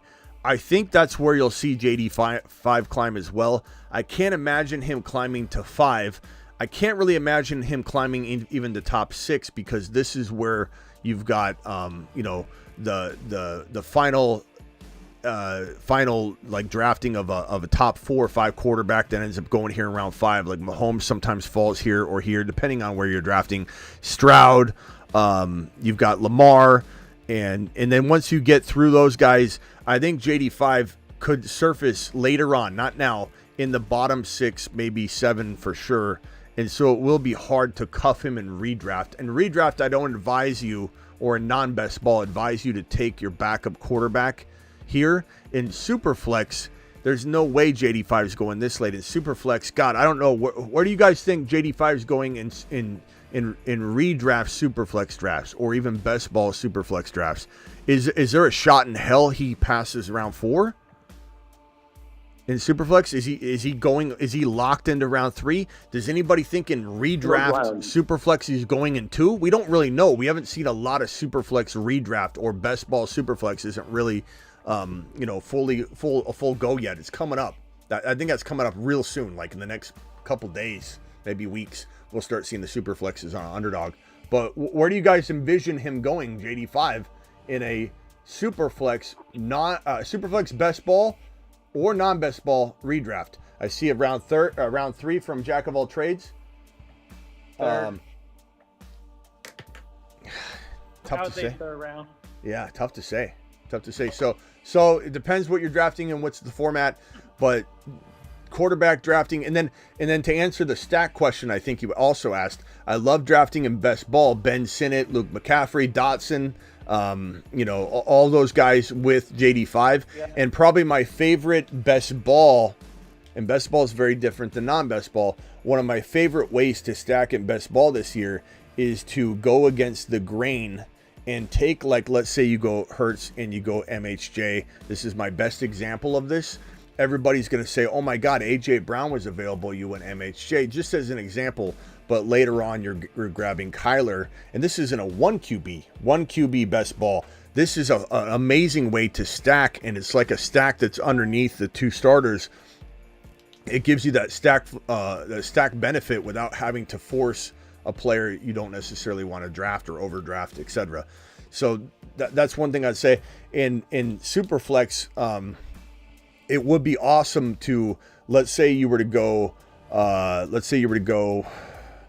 MHJ and Kyron, or no, not a Superflex. We'll say MHJ, and let's say you get, I'm trying to think of an RB. Let's just say Gibbs were to fall. You get Gibbs and MHJ in a Superflex, and you were eventually able to get JD5 in round 3, and you were able to later on, or let's see. Let me see if I can come up with something here that would make sense. You could stack JD5 to Sinnott, to Luke McCaffrey, to all those guys. Wouldn't be able to stack Kyler to MHJ because Kyler's going easily in round 2. But you might be able to grab, let's say, you could even go Fields later and get like a Roman Wilson. You could still stack your Superflex like option. Even if you went Kirk Cousins and Penix Jr. and then you grab some of the smaller pieces, or you got Kyle Pitts and Cousins and Penix Jr. You can still stack both your Superflex quarterbacks in best ball, but I don't necessarily always feel the need to, and I will not force it. I will never force stacking in best ball like everyone else does. I'm creative enough to do it most of the time, naturally chew gum and walk at the same time, and make a very calculated decision to find a stack that makes sense, but I will not force it. I will not listen to somebody that's talking about last year's data, telling me that if I draft Jalen Hurts and instead of taking A.J. Brown, let's say I take St. Brown, or I take Marvin Harrison Jr., that I can't win that way because I don't have Hurts and A.J. Brown together. I don't care about what anybody tells me. I don't care about trying to extrapolate last year's best ball data into a new season where everybody's trying to use the same strategy more than ever, and you're driving against traffic when you don't use it. So that's what I'm going to say. Who else is on the phone? Bob, a.k.a. John. What's up? You're live. Hey, are you worried about Najee and Harris if Fields does eventually start? And I don't predict that he does start. I think West is going to be there, but are you worried about those two? Why would I be worried about Najee with Fields? What do you mean? Because Fields could possibly leech off of those two guys, considering he's like a running QB, has a tendency to run. Yeah, but the thing is though, bro, you've got a run heavy system, so there's enough to go around. Like Najee could get 10 TDs running. He could get 10 TDs running, in a sort of like vulture territory, and not to mention, like, we've seen the running back have success with Fields. Khalil Herbert was actually averaging more yards per carry, I think, in back-to-back seasons than any other running back in the National Football League. Like, Khalil Herbert was constantly up there in the yards per carry race, repeatedly. So this is not something that concerns me, no. Not to mention Najee's a 8th round, 7 to 9 round player, and then Jalen Warren's an 8 to 9 round player. So you're getting essentially your running back 3 or your flex, these two guys cuffed together, and you're not spending like any high draft capital at all. It's almost criminal that you can get Najee Harris as your 3rd running back. That's near criminal. And then in regards to the Broncos, do you like Javonte, Estime, or McLaughlin? Are you buying any of those people? Are they even worth considering taking? You've just been Smitty disapproved. No, I'm not. It doesn't mean I don't love Javonte as a player. It's just we saw this be a committee last year, even when Javonte proved he was ready to rumble, and there's just no way I'm banking on it at all, bro. Thanks. Have a great night, Smitty. All right, later, John. Final thoughts, Rock Out and Marsman. Rock Out and Marsman, jack of all trades. Anything else you guys have?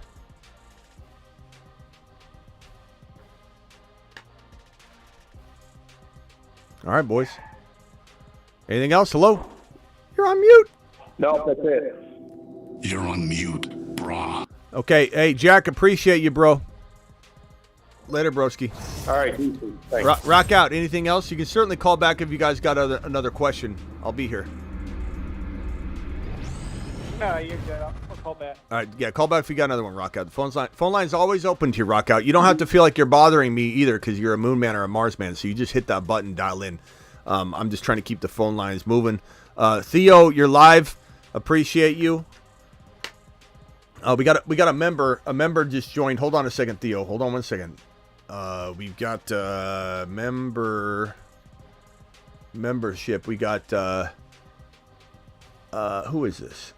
Jedi celebrates his 9-month membership. Falcons fan here. Bijan London and Pitts to the moon. Jedi, appreciate you dropping that. Does anybody remember the Dolphins fan here? Superfish loves the Dolphins. Chris from Vegas. Superfish loves the Dolphins. That might be who you're thinking of and referencing, but definitely. And then Mark Cleveland drops a $10 hauler. Breece Hall for Barkley and Jordan Addison. Mark Cleveland, are you here? Mark, let me know if you're still here. Mark with a $10 hauler. You get a moonshot for that, young man. And Mark wants to know Breece Hall for Barkley and Jordan Addison. I'm going to say negative, Mark. I'm going to say absolutely no. The reason I'm going to say that is because Barkley, as much as I love him, is a mid-second round pick. Breece Hall is arguably a top 5 overall player that, yes, you're stealing away around 6, 7, 8 overall. Jordan Addison doesn't even move the needle even in the slightest. As much as I like Addison, there's no way in hell I'm doing this. This is where somebody's trying to roll you on a trade and give you just somebody they picked up in round 7 or 8 or whatever, 6, 7, 8, wherever they drafted him, overdrafted Jordan Addison, who I like, but he's in a crowded room with an unproven rookie quarterback. This doesn't move the needle even in the slightest. To make this move, you'd have to give me a Devontae Smith, a DK Metcalf, somebody I'm drafting wide receiver. I'm drafting in the round 4 territory. Hell no. Hell to the no. This is, we haven't pressed this button all off season long. Where is my worst trade?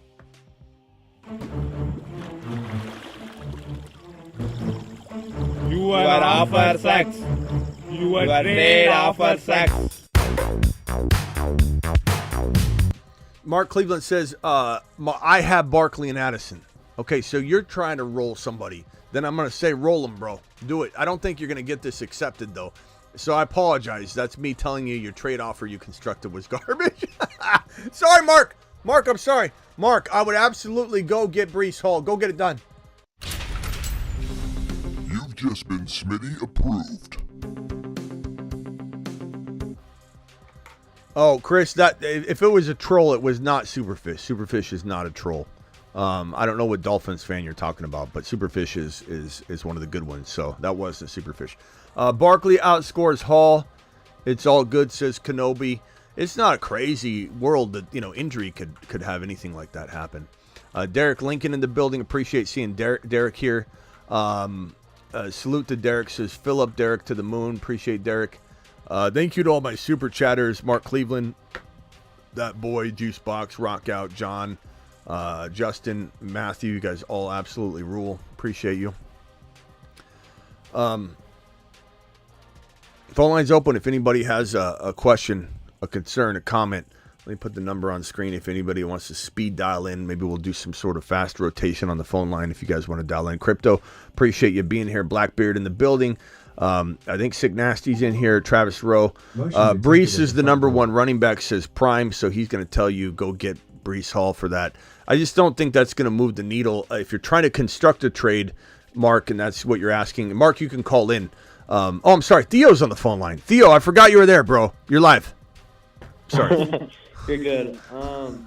Quiet. Yeah. Nice. Do you think Bijan is gonna climb in ADP? Yes.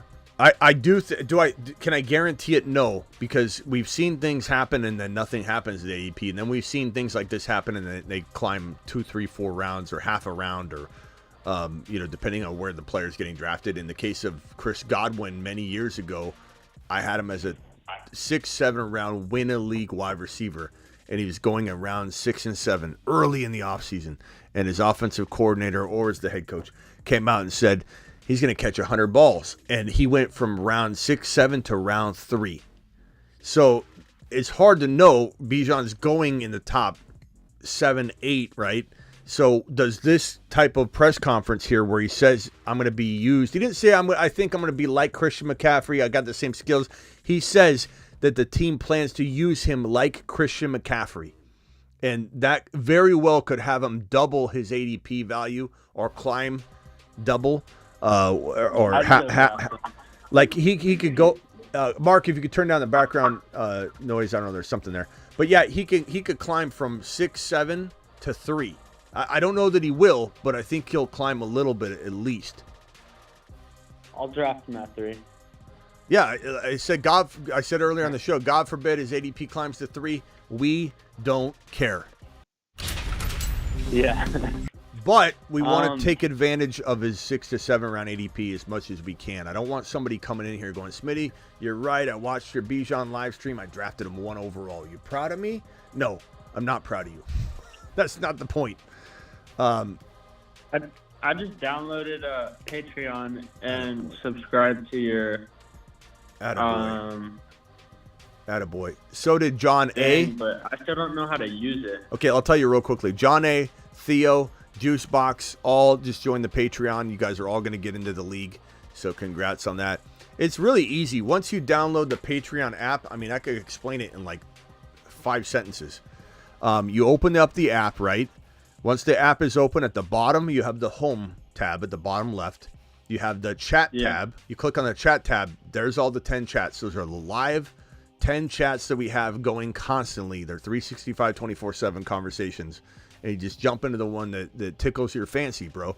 And you can nest comments under. So if you ask me, like in the Dynasty chat, for example, in the Dynasty chat, if you ask me a question like, hey, Smitty, what do you think of this trade? I'm going to nest my comment so that everybody can nest comments underneath and it doesn't get out of hand and messy, right? If you click on the bell icon, it's a really easy way to see what is pending for you to view. Like, hey, Smitty has replied to your post. You click it, it goes to it.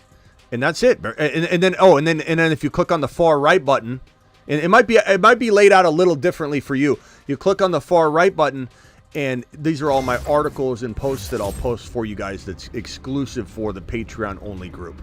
That's it. It's really simple to use the app. $10 a month, get into the league, and you also are gonna have the best live chat experience where it's more than just like some people say they're disappointed that the Discord's not a focus anymore. But the Discord is toxic. At least it's been in the past. A lot of people were driven away by the personalities that just kind of make you, they in the past have made you feel stupid by posing a question, or you say, I like this guy, and everyone's like, no. It kind of feels like Twitter. I will say that the Discord's cleaned up a lot lately, but so many people got driven away from the trolls, and I want to have our community live somewhere. Once the live streams are over or before the live streams, we are not gathered anywhere. And while some people are at my thefantasyfootballshow.com, which is a staple of my brand and will never go away, and this is a more intensive content product. Trade calculators, video courses, bold predictions, articles, rankings up the wazoo. I'm subscribed to that. Yeah, rankings up the wazoo, and more content's coming because it's June. I promise you, there's gonna be overload of content coming on that. But this right here is different. But a lot of these people, bro, are even older people that followed me when I just did content and radio, and so it's not like anybody's gathering here for the show. There's kind of like a separate business, so to speak. I have no place until now where my diehards are just sitting there talking, conversating. What are we doing? I have some Instagram chats. Those are great. And we'll continue to have the Marsman chat for anybody that's got the Marsman or Moonman card. That's not going away. But this is amazing. It's live chat experience all on Patreon. Here's the link for anybody that wants to get it. It's patreon.com/thefantasyfootballshow. I just dropped the link, and everybody that subscribes to it today at least, and then probably more, we'll definitely have more spots. And I'll tell you each day if we still have it open. But anybody that subscribes today will get a spot in the league. And we're going to have like 10, 11, 12 leagues. And the winner of each league this year will get into the 2025 Dynasty League. So the champions of each of the 11 or 12 leagues are going to get into the official The Fantasy Football Show Dynasty League. And then we'll have that draft live. And so it's going to be awesome. Anyway, Theo, you should be able to use the app pretty easy now. It's really simple. Yeah, I just figured it out. I'm definitely looking forward to it. All right, Theo. Hang tight. I'll come back to you in a second. Mark Cleveland, appreciate your super chat. Appreciate your support. You're a legend on the channel. You've been here so long. You've been such a good super chatter, and just, you contribute. And I can't thank you enough over the years. We hit 25K. I don't know if you see behind me on the board here. We hit 25K, partly due to people like you, Mark. So I appreciate you. I'm sorry if I sent your trade on a lap, but I would definitely do that trade if you could pull it off. I just don't think, if you haven't sent it yet, I don't think they're gonna like it. Just being honest.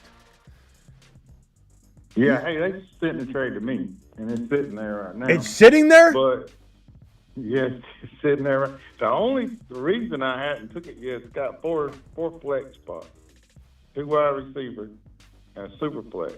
Okay, well, hey, let me Mark, let me do you a solid here, and let me put a poll up for so you can get a sense for what everybody thinks.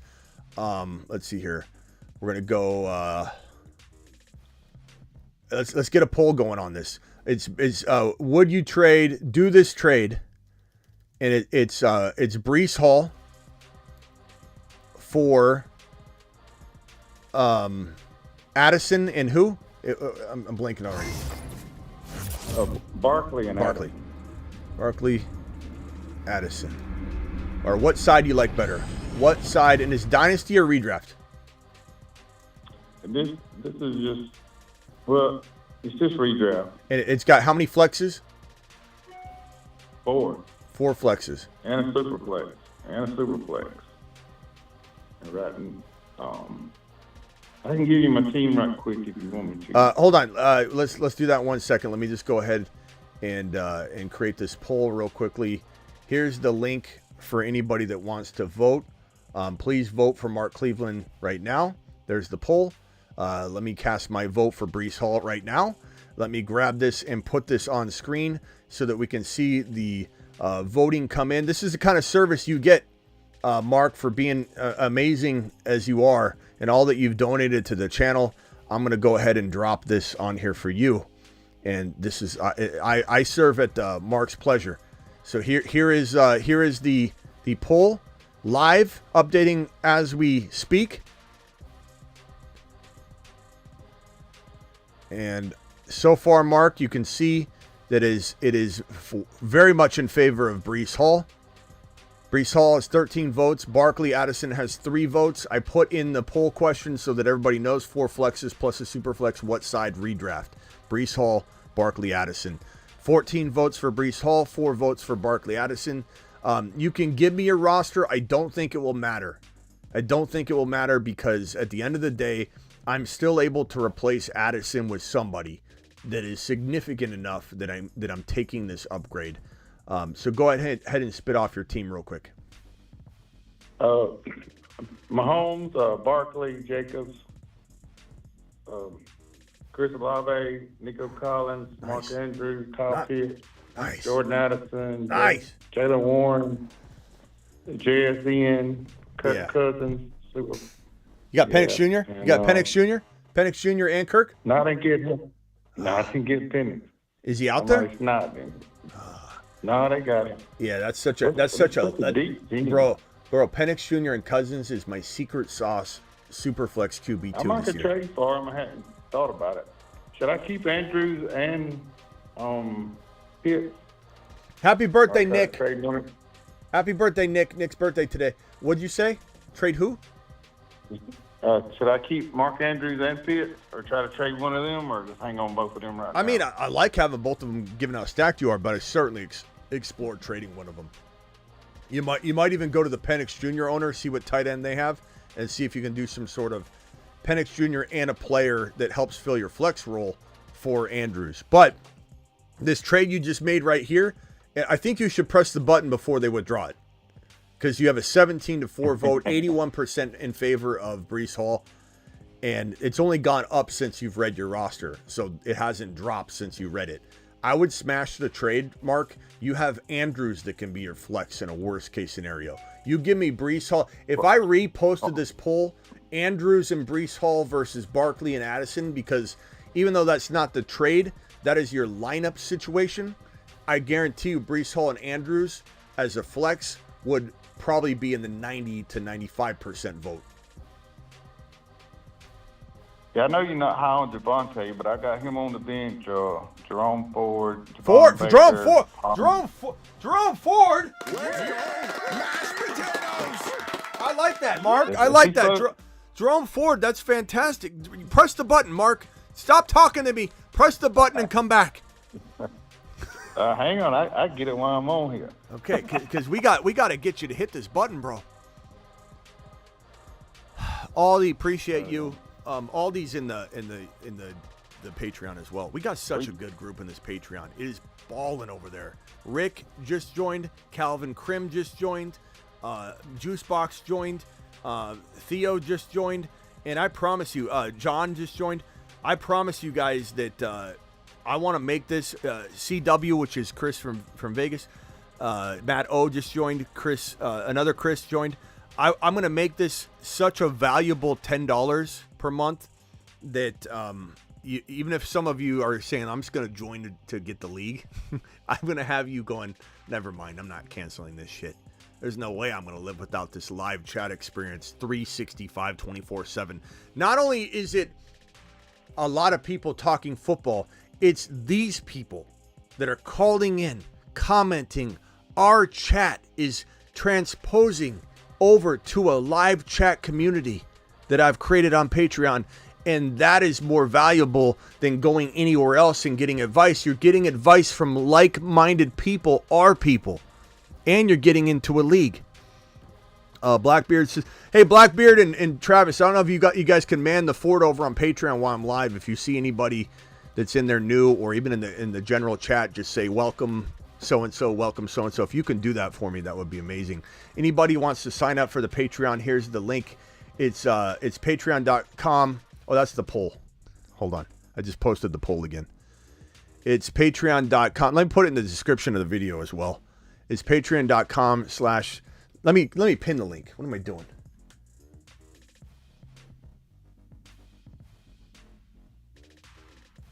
Let's see here. All right, here's the I'm going to pin the link. This is going to give me a second. Pin message. There we go. All right, that link has been pinned. There you go. So if anybody wants to join. Mark, did you do the trade already? Mark? Yeah, I did.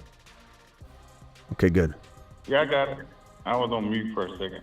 Mark, you smashed that trade. I wonder, is this the league where you have like veto votes and stuff like that?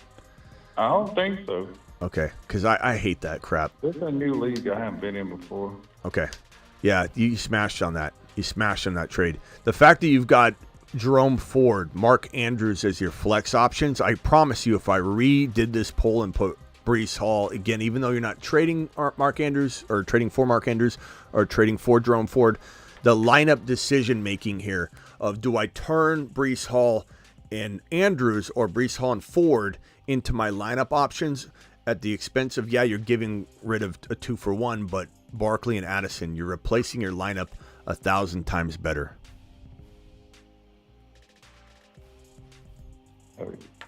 Yes, sir. Yeah. Let me go. Hang tight, Mark. Don't hang up yet. But Theo, did you have anything else? Yeah. Are you looking to sell Addison in general? I don't know that I would say.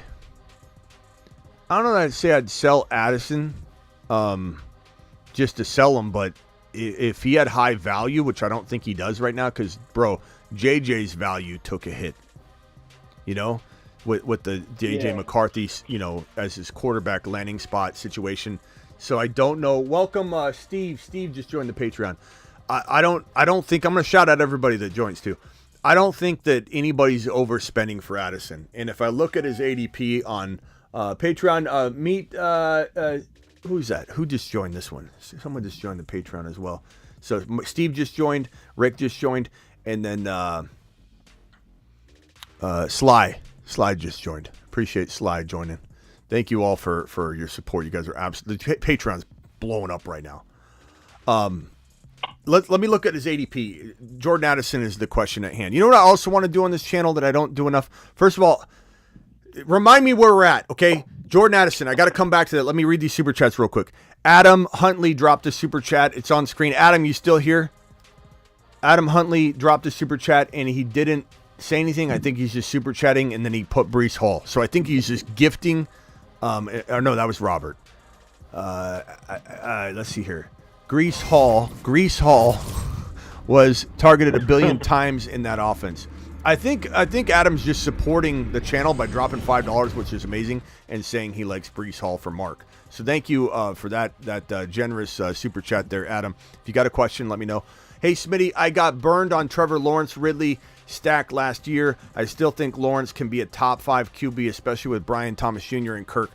I don't disagree.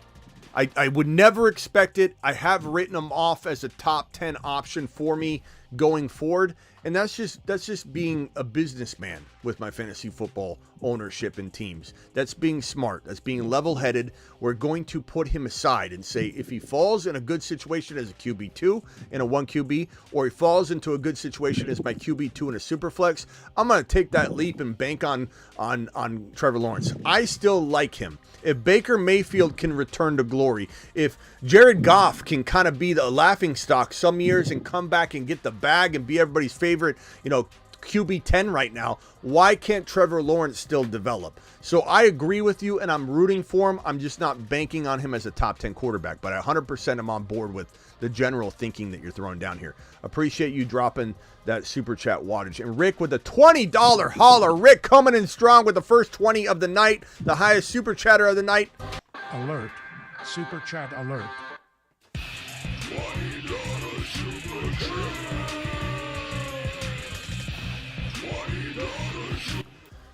Thank you, Rick. Appreciate you. Rick says, love your Patreon plan, Smitty. Rick, you're going to absolutely have a blast on Patreon, I promise you. I got Blackbeard hopefully over there taking care of everybody that's filing in for the first time. Thank you, Rick. Appreciate you. Patreon link has been pinned.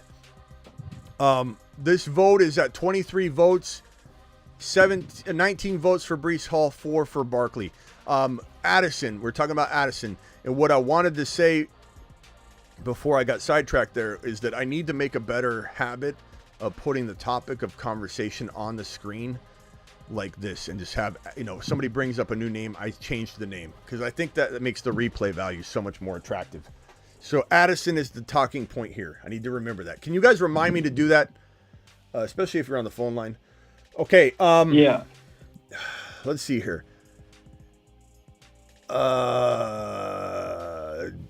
Addison's ADP on Underdog, which is the only ADP I use, and I need to do an Underdog ADP show weekly going forward. I keep saying I'm going to do that. I promise you I'm going to get around to it.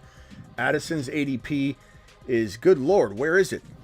It's 67.8 overall, which is wide receiver 38. Okay. So, yeah, bro, I don't think anybody's going to give up much for him. You know what you got to do? What Mark Cleveland just did. What about in Dynasty? I mean, maybe he moves up 10 wide receiver spots, maybe 12, but that's still around like Cooper Kupp and below Higgins, below Pickens, but right there. I get. If you could sell him for JSN, I'd take JSN, but that's probably not a popular opinion, I would venture to say. But bro, JSN's got no better QB situation either. The only difference is I feel like JSN has a better shot at I'm not saying DK's not the number one. Like in Dynasty, I'm drafting DK over JSN, and I'm not apologizing for it or anything. But is there a world where JSN's the number one wide receiver for the Seahawks? 100% it is a possibility. Is there a world where Addison can ever be the number one wide receiver in Minnesota? The answer is 100% no. So that's going to make me lean a little bit toward the upside of JSN, and hopes that at the very minimum you have a Nico and Dell effect where they kind of rotate and they're both kind of high-end wide receiver twos. So that would be, that dances ones once in a while.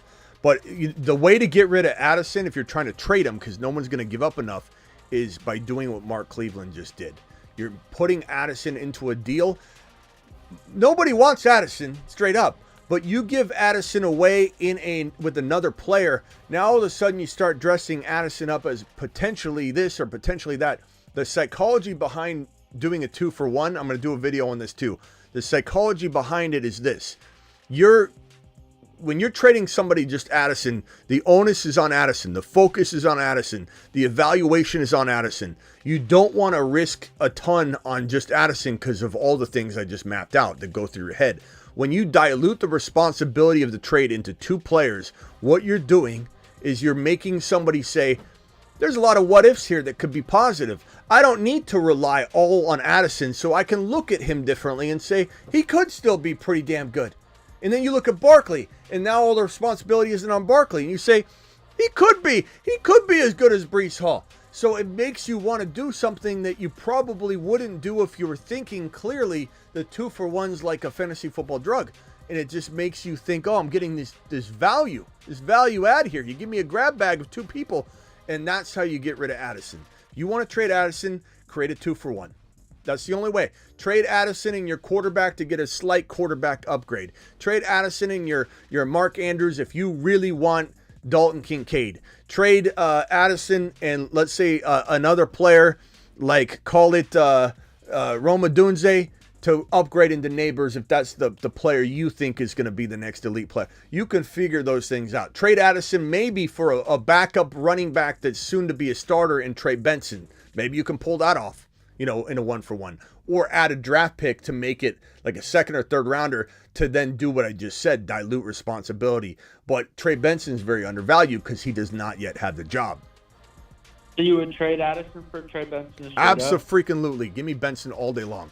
Not to mention, bro, Benson's in my not that I have to draft it this way, but inside my top 5 overall rookies. Okay. I did another thing that you'll probably really like today. I just traded T-Law for JD5 in my Superflex Dynasty. You traded T-Law for JD5? You Yeah. got JD5? I don't like it. I love it. You've just been Smitty. I've used that too many times tonight. It's probably not funny anymore. I totally love that deal, bro. I love Trevor Lawrence. I just, went out of my way to make sure I was still giving him his flowers. Top super chat of the night is now Matthew. I'm going to put him in the corner here. Matthew, thank you. I'm going to get to your message in a second, give you your proper celebration. $21 holler. Appreciate you, Matthew. I'm going to keep the highest super chatter at the top of the screen on shows going forward. All right, Cole from Indy called in and hung up. Cole, call in again. I'm sorry, bro. I'm ready for you, Cole. I promise. Theo, I'm going to let you jump. Call back if you got another one. I'm going to go trade Addison for Benson right now. Do it live. All right, later. Not for everybody, but I'm doing that. I'm smashing the hell out of that. Do we like Mark Andrews? Seems like an injury. Yeah, I'm definitely looking to shop him if at all possible. I'm not somebody that's like banking on that staying consistent. Cole, I promise you I'm coming straight for you. I just want to answer the super chat real quick. $21 holler. Alert. Super chat alert. $20 super chat, $21 super chat to be accurate. This is from Matthew. Tried a different strategy for a marathon. Best ball on Underdog Fantasy. Promo code Smitty. Use code Smitty. They'll match your first deposit up to $250. If you drop the minimum of 10, they'll give you $5. If you do the 500, they'll give you $250. All the way up to $250. He tried this new strategy.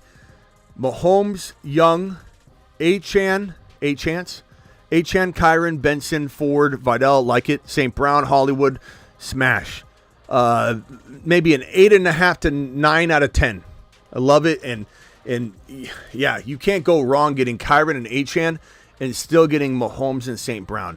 It's the kind of start that I try to deploy every single time where I'm getting 4 very balanced players. And oftentimes it is 2 running backs, Kyron and Achane, Barkley and Kyron, Bijan and Kyron, and then having that quarterback with the wide receiver and have that balance that is kind of heavy RB. That's just whoops, I didn't mean to minimize that $21. Thank you for the $21 holler, Matthew. I'm going to keep that on screen as a way of thanking you for being the high super chatter of the night. Does anybody want to knock off Matthew? Go ahead, Cole. I'm sorry about the wait. Congratulations on AR5, bro. He's 95%. He's looking magnificent. This guy's going to turn everyone's heads, make everybody feel ashamed of themselves as he drops top 5-6 quarterback numbers in 2024. Hey, Smitty. So I know you said you were going to do a show on this, but how are you pulling your ADP numbers off of Underdog? How do I view them? If you open up the app, bro, you got the app in front of you? Yeah. Okay, at the top left, when you're on the main, when you're on the drafts tab, so on the bottom, hit draft, there's a little icon in the top left that has 1, 2, 3, and it's got little dashes. Click on that. Okay. And then once you're there, select NFL at the bottom. And then you're going to choose what you want. I just do 2024 season. and just hit continue. Boom, there's your ADP. Oh, sweet brother. I got another thing if you got time. Yeah, go ahead. Me and my buddy's been arguing on the top 5 wide receivers that you take. We got CD. People are fighting for CD. People are fighting for Hill. People are fighting for JJ. What's your take on this? CD, Hill, JJ, Jamar Chase, right? Yeah. So I personally put Amon-Ra in there, maybe before JJ personally, but that's kind of a hot take, you know. I don't hate it, but I think you need to take advantage of not needing to do that, 8 times out of 10, maybe even 10 times out of 10. This is a tough conversation because this year, with Dak being in Dallas guaranteed for 1 year, we want him signed. We want Dak signed. Why do we want Dak signed? Because we want him motivated. We don't want him in his own head. There's also something to say that if Dak was signed, maybe he's then even more scared because now he's got the pressure of having to deliver and everybody saying we shouldn't have done it. So it's tough to say. But because this is redraft, this is best ball, right? This is not dynasty. Or is this dynasty? Yeah, this is redraft. Okay. So I think this Dak is safe. I don't mind this Lamb number 1 overall. I also don't mind Hill. Hill's a little bit older. Every year we're getting a little bit more worried about when that year is going to happen. JJ, I'm not putting him 1. It doesn't mean he's not in the top 5. He's just not 1. St. Brown, you don't ever have to draft him in the top 3. I'm not saying I would tell you not to if you got just one league and you can't trade or something, but I'm not going to rank him in my top 3 just because you never need to.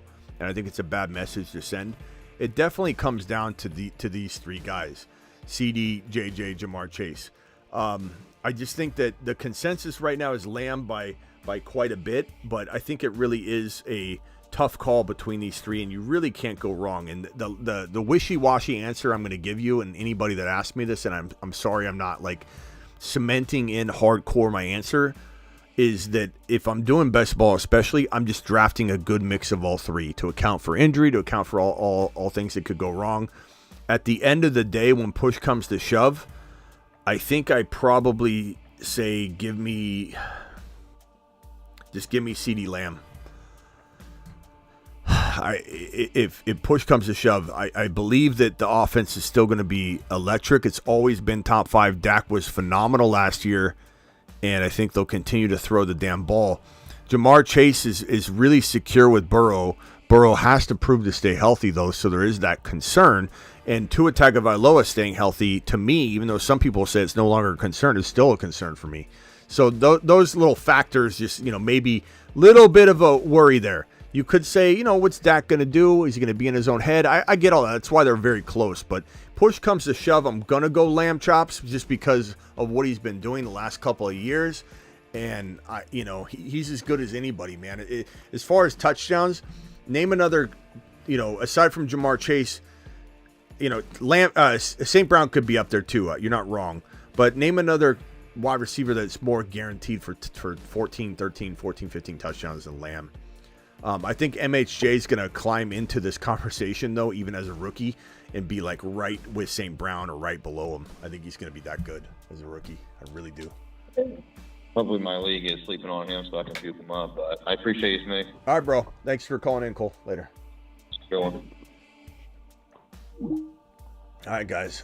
Join that Discord. That link is pinned in the live chat. Appreciate everybody in here. Alex dropping a super chat on screen. Appreciate you, Alex. $2 holler. Saquon running back 1 this year. You doing a draft tonight? Probably will do a draft tonight.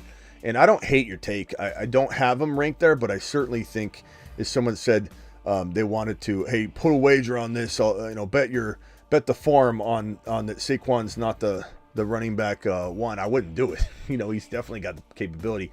But I think because he probably won't get the same receiving work, there's a little bit of a disadvantage to beat out Hall and Bijan and CMC if he's healthy, and Gibbs, those guys. But I think I think the better conversation is Saquon top 5 running back lock, and watch out for that. That's a really good bold prediction that can certainly happen. But number 1, I mean, it's possible. I love him. He's fantastic this year. Matthew, appreciate you again dropping that $21 super chat that's leading the way so far.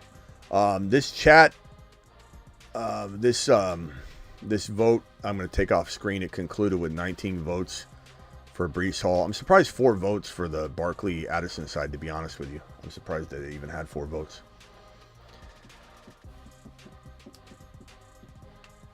Let's go. Bijan says, dog. Matt O, you're out of here. Got to go. Have a great weekend. Thank you, Matt O. Appreciate you joining the Patreon. Make sure you linger on there throughout the evening, bro. We want to see you on there. Last night we were on there till like 3 a.m. just chatting away. Appreciate you, bro. Smash that like button, says Blackbeard. Blackbeard, are you taking care of anybody on the Patreon? Appreciate it, bro. Thanks for saying hi to people and just making sure it's moving. I'm gonna go take a peek at it real quick. I'm gonna go to the chat section and let's just see what's happening over there on the Patreon. Let me go into the general chat and just see what's going on. Appreciate you all. At Steve, at Rick, at Sly, at Matt O, at CW, at Chris, and everyone. I'll be on later to chat. Okay. There we go. That link has been pinned if anybody wants to join in the first. And anybody joins today is getting into the league, the big monster draft. And this draft, this drafting of these 11, 12 leagues where the winner, each winner of each draft goes into the Dynasty League the next year. And we might do this again somehow and create a second Dynasty League for the next year, you know, and so every 2 years add a show Dynasty League. I don't know. But the first one's going to be, you know, the staple of the channel because it'll be the first Dynasty League we've really drafted in a long time. Make it a big focus of the channel and such. Like we do the Mars Man and Moon Man leagues, which we need to do a better job. And I promised and vowed to everybody today that I would be talking about the Mars Man and Moon Man more. And they need to use the phone line privilege because that's really what welcome all I can. Thank you. Appreciate you, Blackbeard. Blackbeard to the moon. Jake with the $5 hauler. Hope all is well. Smitty, 2 QB PPR league with 1 keeper. My best options are Goff for a 7th or Bijan for a 2nd. I should draft MHJ in the 3rd. I don't know that he'll be there in the 3rd, but yeah, of course I would. The 3rd is kind of the 2nd, right? If I'm reading that correct. But yeah, you keep Bijan, bro. It's not even a thought process. I mean, Goff, I like Goff, but you could draft him back. No one's taking him super early, so take Bijan and run. Thank you for that. And that's a fantastic start, to be honest with you. I mean, it's not the best crafty, you know, Hurts in round 3 or 2 or something like that, but yeah, you do that. I think I'm going to join your Patreon. I just came across your channel the other day, and I'm really impressed with your grind and how you're building your brand. Well done, man. Crypto, appreciate you. I've been doing this 20, I forget now, 4+ years. The professional fantasy football content creation. I was on radio for 19 straight years until the pandemic took out that show. I started the YouTube channel about 5 years ago. Right as that transition kind of happened. I think my first year the radio was still going, and then the next year is when the pandemic took it down.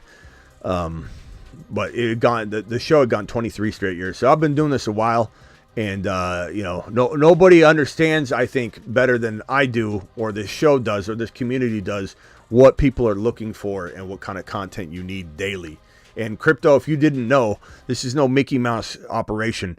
We are live Monday through Friday, every single Monday through Friday at 8 p.m. Eastern, 5 p.m.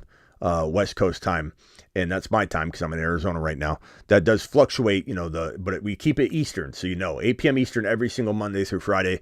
And most midnights we're live as well.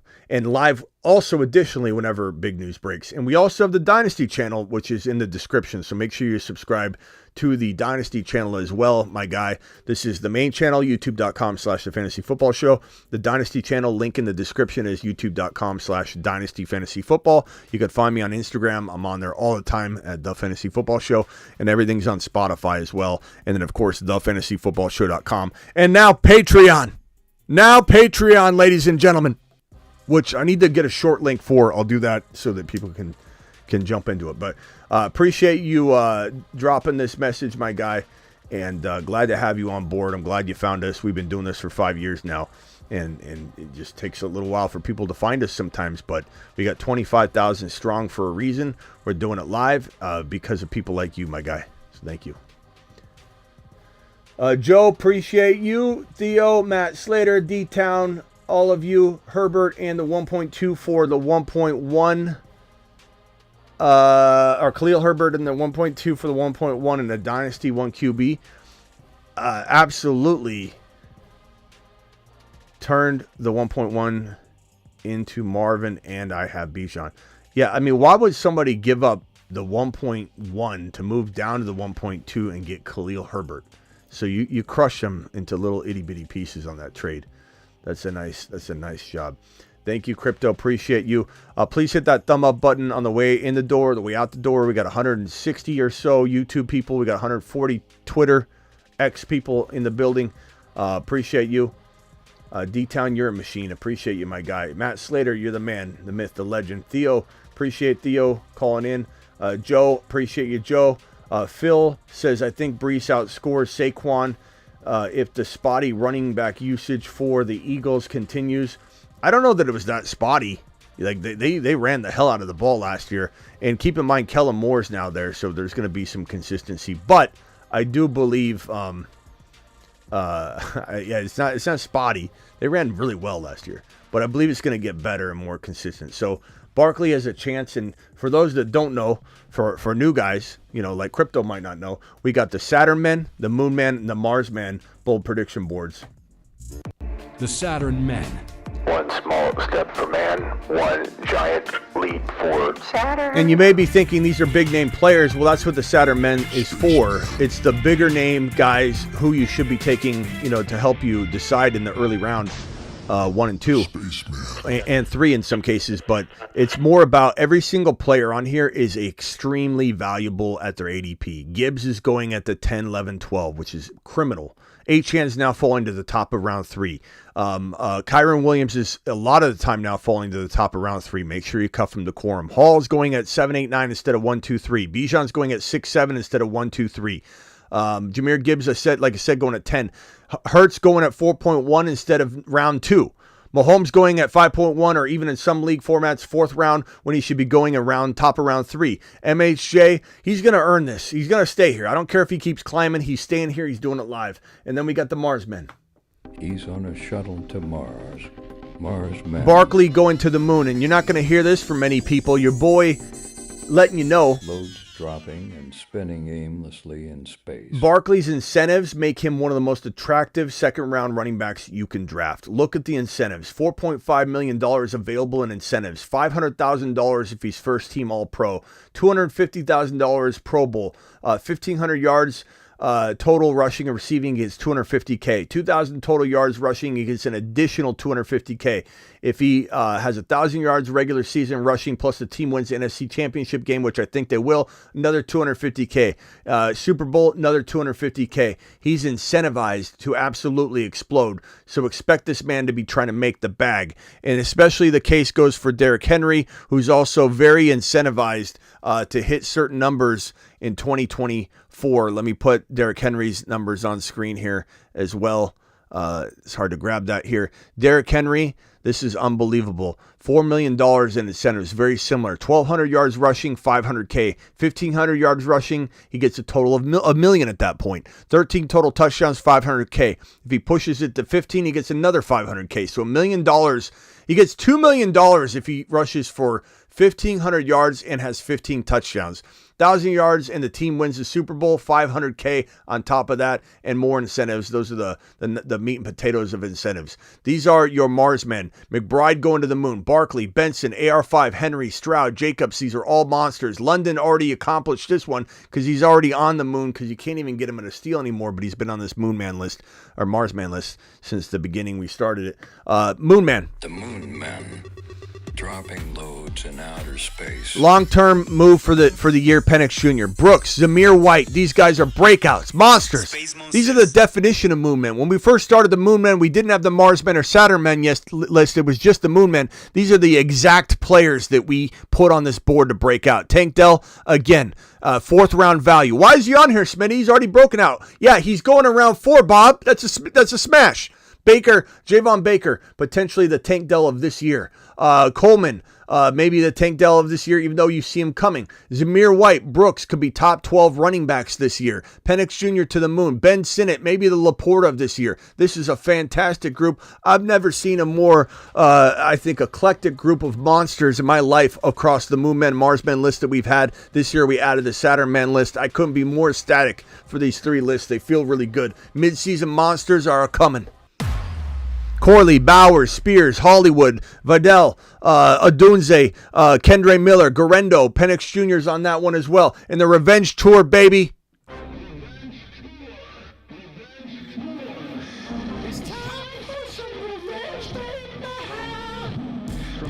Look at these Revenge Tour monsters. Look at them. Take it in, take it in, take it in, take it in. Take it in.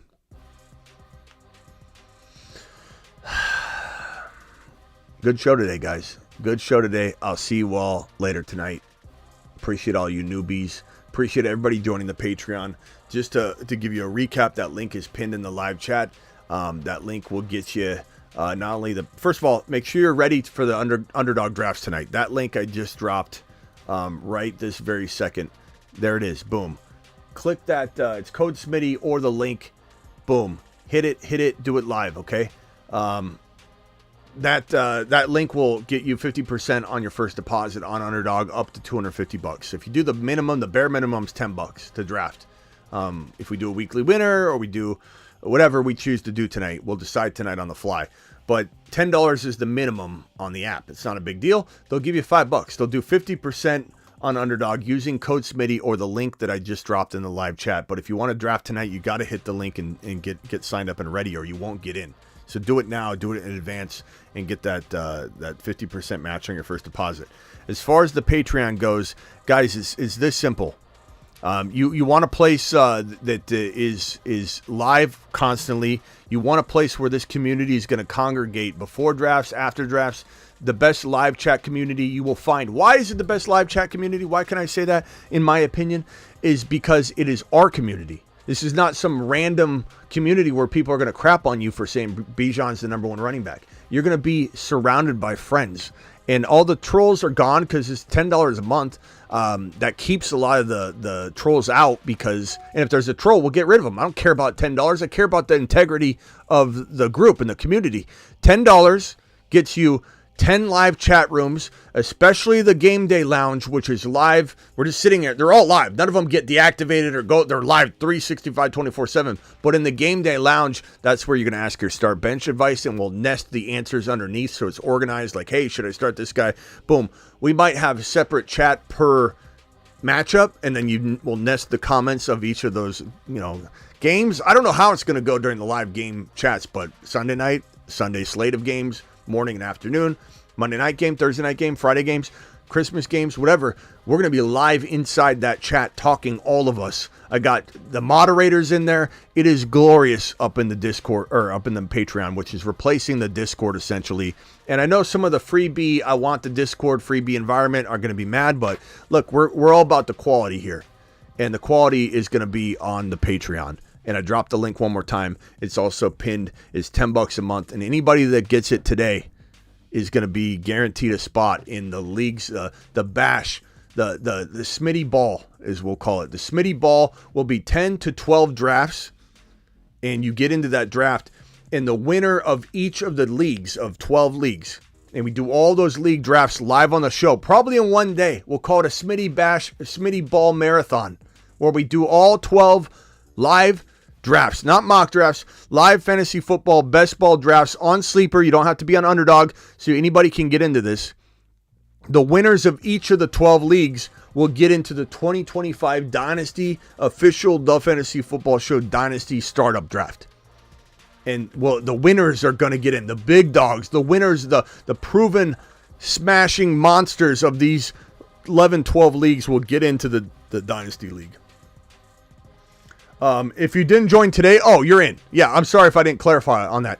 Anybody that's joined from the beginning until today is guaranteed a spot. So great question. Great question. You're in. You're in. You're in. No, this isn't like only the people that came in today. If you join me from day one on this Patreon, which has been up for about 4 days, and we got a massive amount of people and activities through the roof for, I want to say a small group of people so far because we just launched it. It's only going to get crazier and busier in a great way. Anybody that signed up until the end of today will be guaranteed a spot into this Smitty Bash. Great question. I'll see you all tonight. We'll be drafting live or doing a Dynasty show. I'm not sure yet, but probably drafting. See you tonight. Make sure you click that promo code Smitty link, and it's in the description of the video as well. Promo code Smitty gets it done. See you boys and girls and everybody here tonight.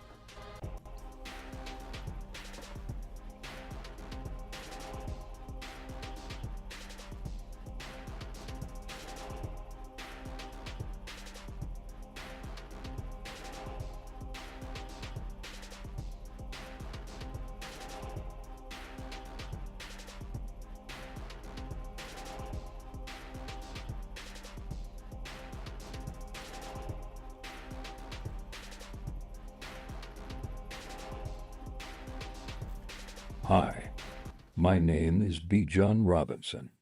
I like long walks on the beach. And, well, I also like scoring.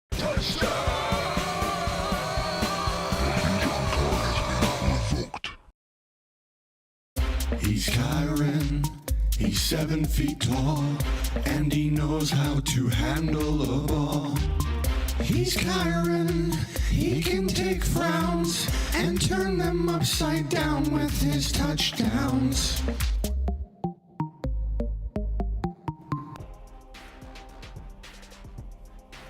Appreciate you all. See you tonight. Deuces.